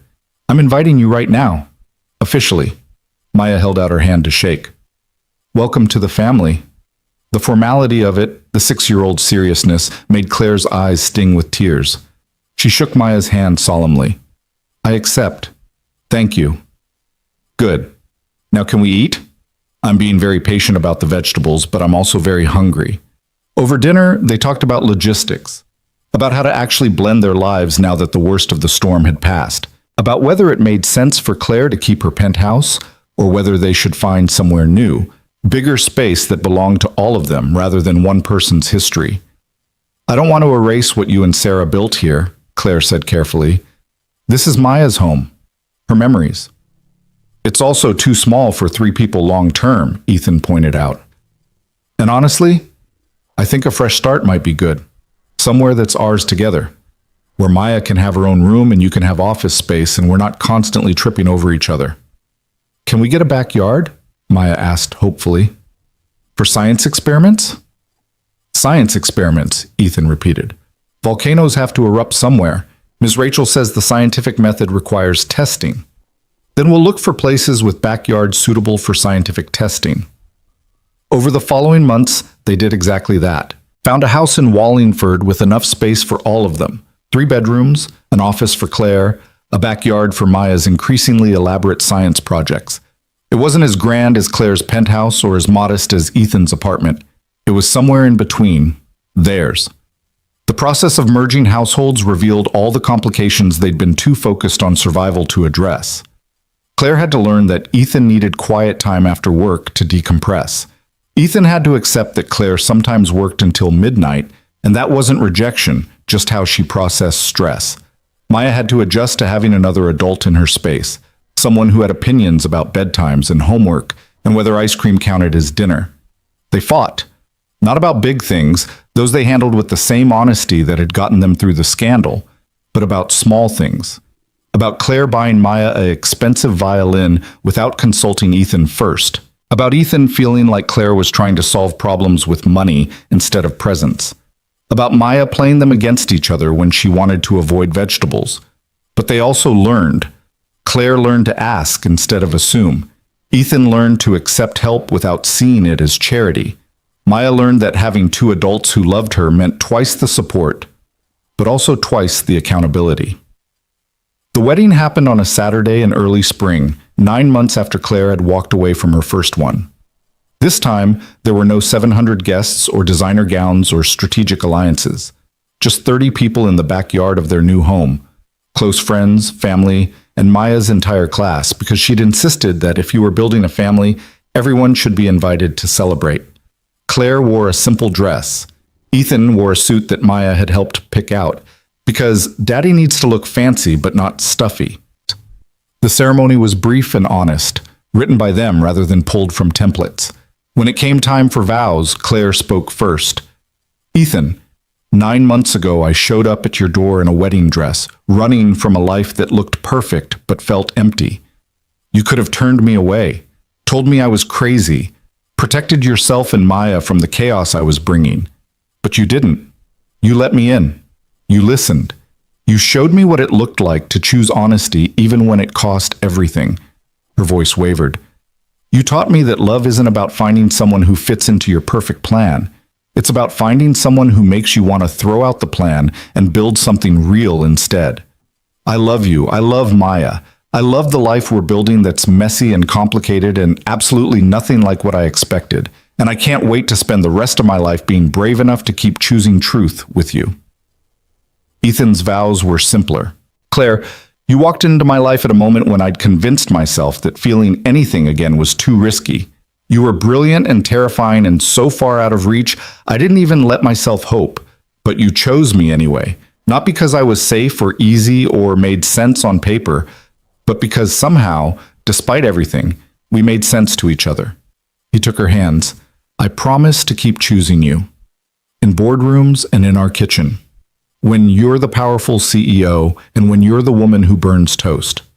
When things are easy and when they're impossibly hard. You took a chance on us. I promise to spend forever proving you made the right choice. Maya, serving as flower girl and ring bearer and self-appointed ceremony director, handed them the rings with great solemnity. Then she whispered loudly, "Now you kiss. That's how weddings work." The kiss was witnessed by 30 people and one very satisfied 6-year-old. At the reception, a casual backyard gathering with food trucks and string lights, and Maya's playlist of what she called happy dancing music, Claire found herself standing with her father, watching Ethan dance with Maya. "You look happy," Robert said. "I am happy, terrifyingly happy, like I keep waiting for someone to tell me I'm doing it wrong." "You probably are doing it wrong by conventional standards, but conventional standards are overrated." He sipped his champagne. "Your mother and I were separating, officially, after the Europe trip." Claire turned to him, shocked. "Dad, don't look so worried. It's amicable. We still care for each other, but we realized we'd built a partnership, not a marriage. And at our age, we'd rather spend what time we have left actually living than maintaining appearances." He smiled. "We learned that from you, that it's never too late to choose truth over convenience." "I don't know what to say." "Say you'll keep being brave. Keep showing people that success and authenticity can coexist. Keep proving that the next generation doesn't have to make the same compromises we did." He hugged her. "I'm proud of you, Claire. Not for what you've built, for who you've become." Later, as the sun set and the party continued, Claire found herself in the kitchen with Jennifer Chen, who'd become an unexpected friend through all the chaos. "You did it," Jennifer said, refilling her wine glass. "You actually pulled off the impossible, kept your job, got the guy, integrated a ready-made family, made it look almost easy. It wasn't easy, it was terrifying every single day. That's what made it brave. Easy doesn't require courage." Jennifer clinked her glass against Claire's. "You know what the best part is? You changed the entire culture at TechCore. People are more honest now, more willing to be human at work, because you showed them it's possible to be professional and authentic at the same time. Or I just got lucky that the board didn't fire me. No, you fought, strategically, honestly. You didn't just survive the scandal, you used it to redefine what leadership looks like. That's not luck, that's skill." Through the window, Claire could see Ethan and Maya doing some kind of elaborate dance that involved a lot of spinning and laughter. Her family. Her impossible, complicated, absolutely perfect family. She excused herself and went outside, where Maya immediately grabbed her hand and pulled her into the dance. "You have to spin 3 times and then jump. It's the rule." "Those are very specific rules." "I made them up. That's what you do when you're building something new. You make up rules that work for you." Out of the mouths of babes. Claire spun 3 times, jumped, and let herself be exactly what she was, a CEO who'd burned toast that morning. A woman who'd walked away from a billion-dollar wedding because she'd rather have truth than security. A stepmother still learning how to navigate a 6-year-old's logic.